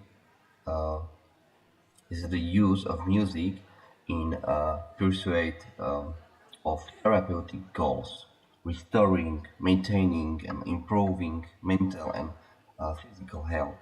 It is a systematic application of music directed by a music therapist in therapeutical environment. Professor Brusha adds that music therapy is an interpersonal process in which the experience of music is used to improve, stabilize, and restore health, and it's a systematic intervention process in which therapists support the client in their recovery. This is maybe one of the main differences between music therapy and music philetics.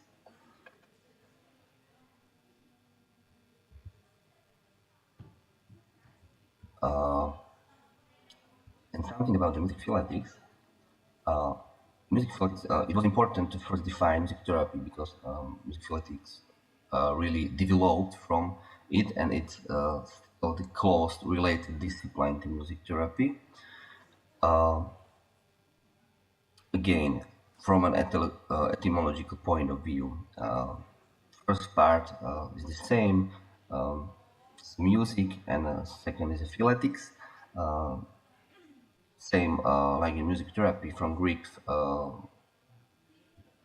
music is the same, and second part is from Greek philein, which means love or like, and the term music philetics is originated in the Czech cultural environment, where it was first used by the Czech music therapist Holzer and Deličková, and the authors were based on the needs of teachers and educators in practice, in school practice, school environment, which worked with music, but not as a part of music education, but they are using many music therapeutical techniques and methods and activities with work with pupils.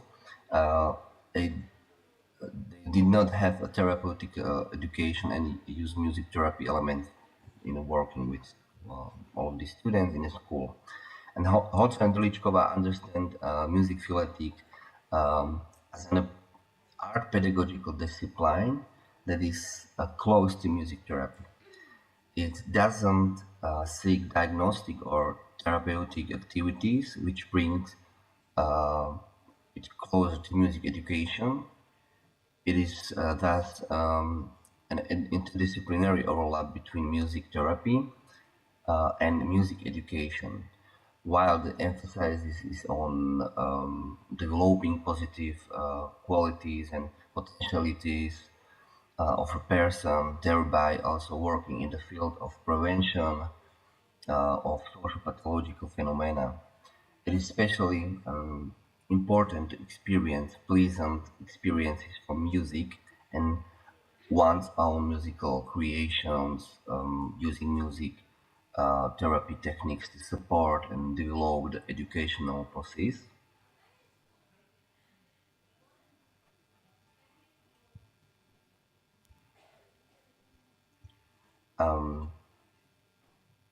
Delichkova says that music theoretics tries to emphasize the personal, social, and generally human dimensions of education through the medium of music and art, throughout music and art. It deals with the application of musical activities and elements for the development of knowledge of the world and oneself among other people.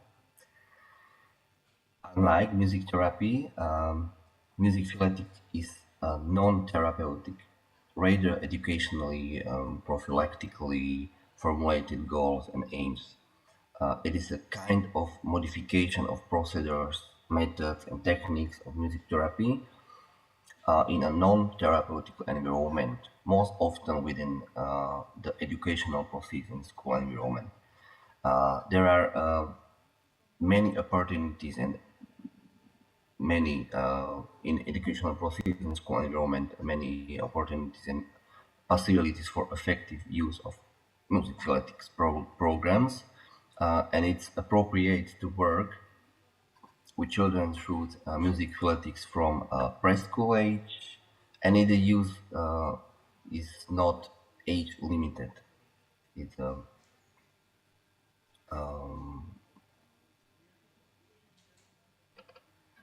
it's really potentially to practice.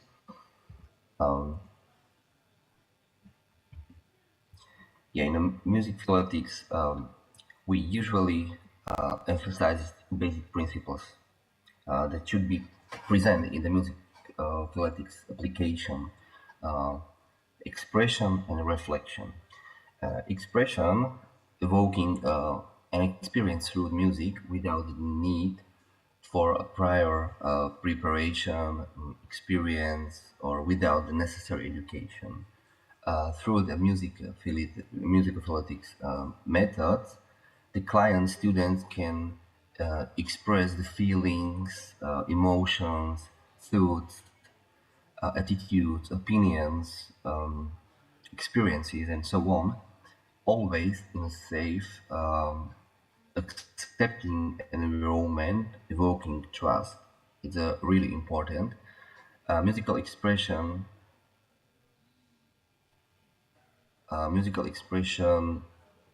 does not only apply to musical activities in which the participant plays an instrument, uses, for example, body percussion, or work with the voice, like singing.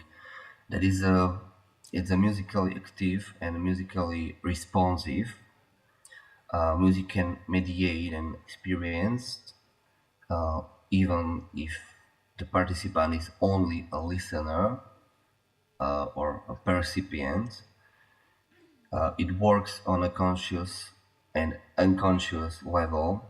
It affects listeners in various areas, for example, emotional, social, cognitive, physiological, also spiritual, and so on. And the potential of its action is really huge. Mediating a significant experience through the music is not a problem at all today. It's relatively simple. But the main question is, how do we continue to work with the experience? How do we treat what the music can cause in the participant? How do we anchor the experience that occurred? How will we use the experience educationally? That is why the second principle that we use in music theoretics is a reflection, which should not be missing in any experience induced by music. Reflection of experience or of expression of game of all of reality and musical process after the musical experience has passed. It is important to create a reflective environment for listening, for thinking, and for dialogue, for sharing the current experience together. It's important to create a sense of security in an environment where participants can safely open their world to others. We do not pay attention to evaluation or performance, but rather to ongoing processes. In reflection, there is a space to ask how the participants felt in the activity. How are they after some activities? What thoughts do they have? What association did it bring to them? How do they understand it? What would they need to finish to encore? How can we follow up on this in the future, maybe? And many others. But it also a space for answers to educate, explain, named certain phenomena, named certain facts, some connections, some maybe relations, which has a highly educational and developmental character.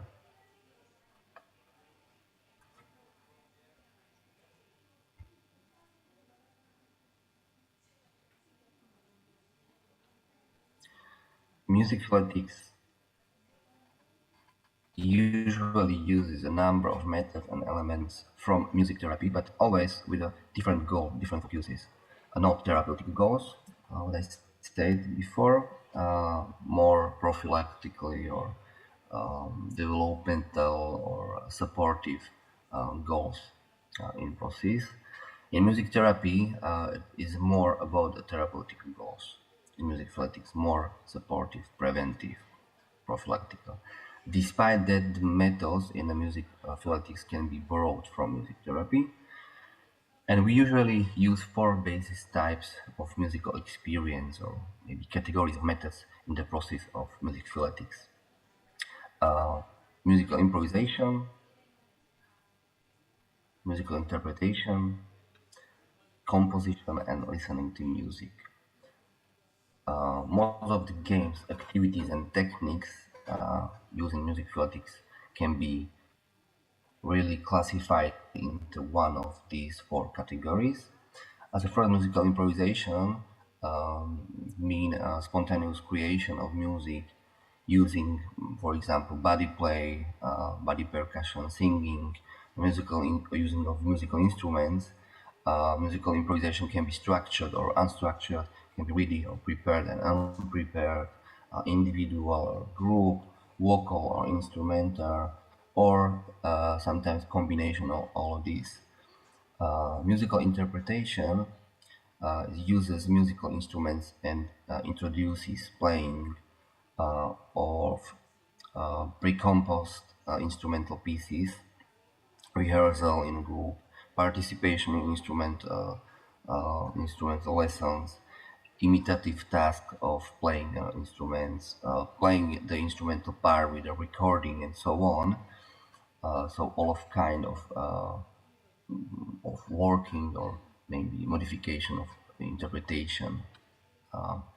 In composition, it involves creation of songs, lyrics, instrumental tracks, and any kind of musical products, all of with members of group, all of with participants in the process.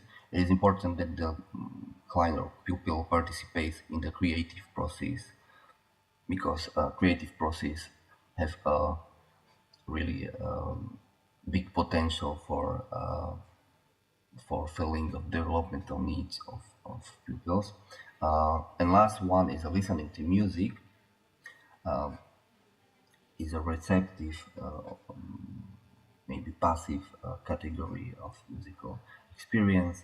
So the client or pupils listens to the music and also reacts to it, or can react to it verbally or non-verbally. Music can be live, reproduced, instrumental or vocal, a combination of all of it.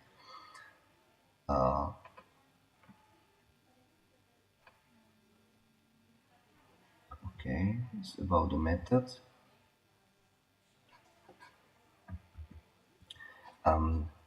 Each music phonetics sessions or classes should be logically structured, and we should not forget the 2 basic principles: expression and reflections.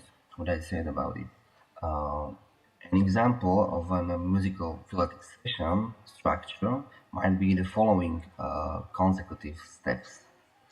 As a first, really often we starting a session with contacting, so it's an introductory initial context phase. We using, for example, hello songs for opening of process for contacting each one participant. We can use a mood meter for monitoring or screening actual mood of participants in the beginning of session, in the beginning of the get process. Next step is about the warm-up. Since the warm-up phase, we can use various activating, dynamizing activities, so-called warm-up icebreakers, a lot of rhythmic movement games and exercises. We can include body percussion games and brain gym with reproduce the music, for example, and so on. In the next step, we can working with the core activity, so main activity or activities that contribute most to the achievement of the objective, most time scale, including reflection immediately after the activity or in the final part of whole session. Really often after core activity we can use some relaxation time, so relaxation, passivization, calming or anchoring activities, musical relaxation, receptive form, working with music, for example, musical on background and storytelling, and so on. And last step is conclusion, so space for final questions, short recap, link to the next meeting, maybe closure of some topics, ending rituals, or we can use, for example, goodbye songs. It's similar like the hello song, but it's for a closure of session. Also, short mood meter for next one screening of actual mood in the end of the session, and so on. Of course, everyone who works with the music philetics structures the process according to their own preferences, possibilities, and the approach they work with. However, it should always correspond to the goals of the music philetic program that is being implemented, but both short term or long term maybe.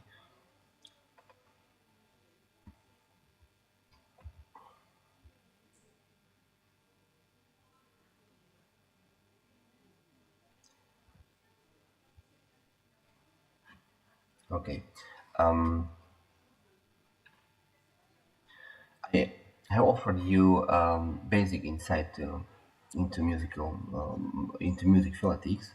Maybe you think, okay, it's quite simple, interesting, usable. Maybe it's abstract for you. You may be wondering if and how it can really work, and what the effect, what the result of such an intervention in the school environment can be. I would like to share with you just one example for all, an example of a good practice.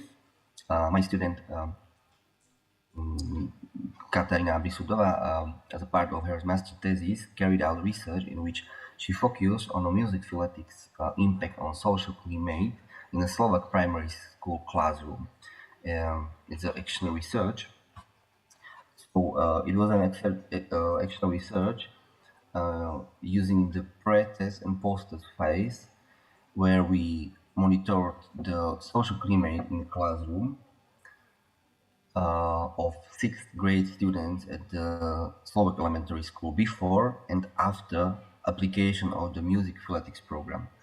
As a research method, we used My Class Inventory, MCI, for measurement of social climate in the classroom, and also deliberate observation during the music theoretic programs and interviews with teachers and educators which participated on the program or worked with involved classes.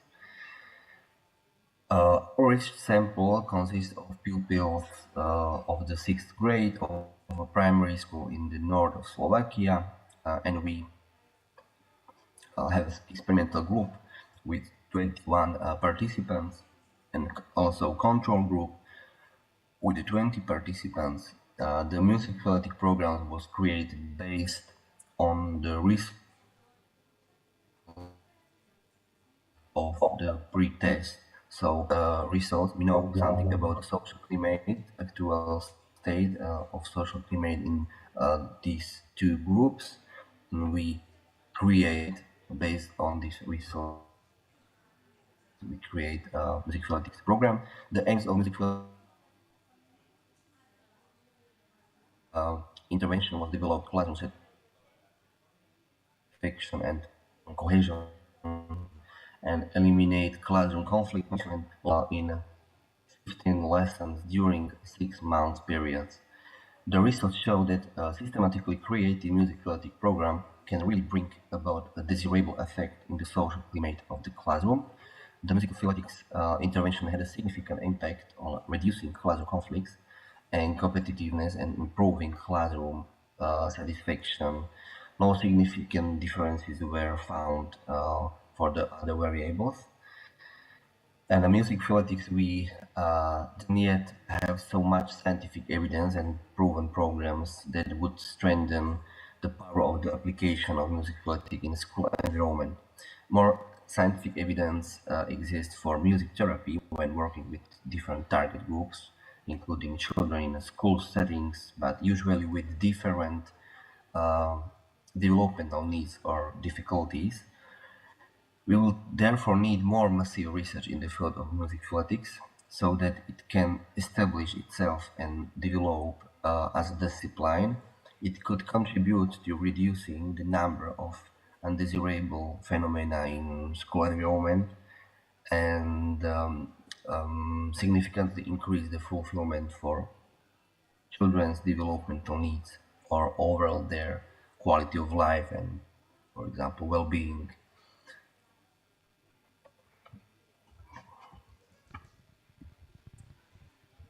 Okay, and thank you very much for the kind invitation for this conference and interest in my work, and I wish all the best to all listeners. I was honored to be part of this conference. Thank you for your attention. Okay, thank you so much, Dr. Peter Kuzi, for your remarkably inspiring speech. Actually, this is very interesting information and knowledge also, because I am majoring in psychology, and music philetics is something that I have never heard of before. So this is very interesting knowledge for me myself. And is there anyone who wants to ask questions, maybe live in the building of Professor Kadir Abdul Samad or by Zoom meeting?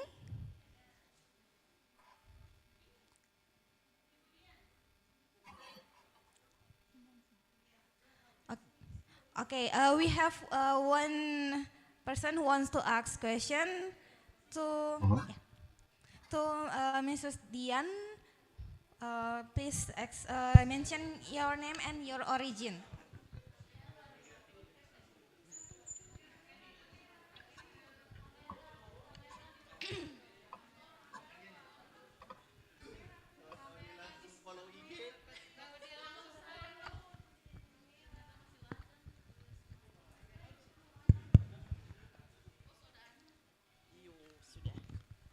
Bismillahirrahmanirrahim. Assalamualaikum warahmatullahi wabarakatuh. Hello, Professor Peter. I have one question for you. In our country, their student can calm down when they're studying situation. So, do you have a recommended music which is good for primary education students for their studying? Okay. um, I don't think so that is a that some for example musical genres or some special interprets, some special songs tracks can be recommended generally for all, because we for example, when I working with the students or with the clients, one of the first question what I have is about a musical biography of students, pupils, clients, because I need to know something about musical taste, musical educational state, for example, or musical experiences, for example, in family, and so on. So if I want to select some, interpret some genres, some songs for working with the children, I need to know something about this question, something about this point. Yeah, musical biography of students, pupils, because each one have a different biography. Each one have a different experiences with the music. Each one have a different, I don't know, relation to music. So it's not simple questions to me.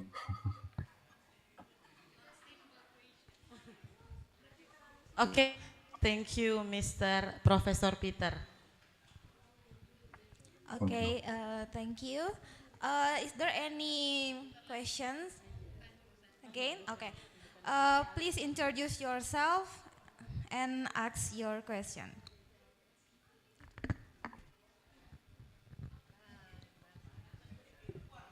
Thank you thank you very much. My name is Muhammad Iqbal Mahdali. I'm archive from Faculty Educational Science. My question: how much very important health mentality for educational child? And second question: what kind of music to treat insomnia? Thank you very much. Okay, this first question I don't hear correctly. Can you repeat this first question? How much very important health mentality for child educational? Mentality of child? How? Okay. I will try to explain. So Yes. the first question is about how important is the health mentality for children Educational. and for education in children. Okay. Uh, yeah, I think that my first question is how can I understand mentality? What is a mentality? Yeah, what all is in the category of mentality? But I think that mentality generally is one of the most important variables in educational process. We can't forget a mentality of each one's children. So for me, that means that I need use an individual approach in educational process to each one, inclusion and all of these principles. Because mentality of each one children is a very specific, um, so I can't forget about it. Okay. because we have limited time, we are sorry Yeah. that we cannot proceed for another question and answers. So I would like to deliver my gratitude to Mr. Dr. Peter Kusi, PhD, for your valuable knowledge, for being present with us today in the Pedagogika International Conference on Educational Innovation 2024 batch 2. Thank you so much. Hopefully we could have another collaboration together in the future. Yeah, I open up about it. Thank you Okay. very much. I'm honored. You're welcome and see you again. Okay. Now, See you. before we end our session today, I would like to show our certificate of appreciation for Mr. Dr. Peter Kusi, PhD.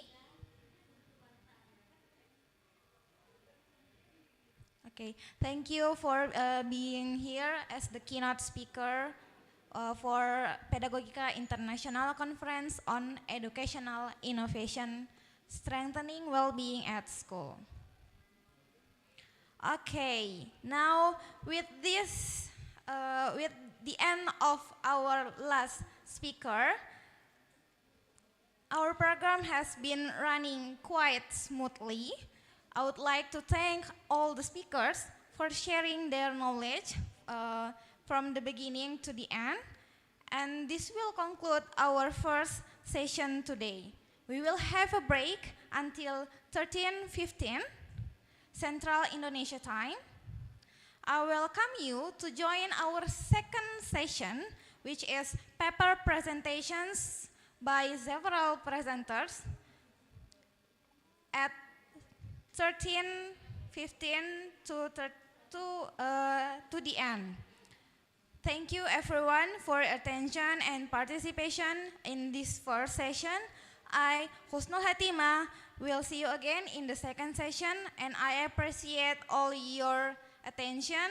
I'm sorry and I apologize for any mistakes before, and good afternoon.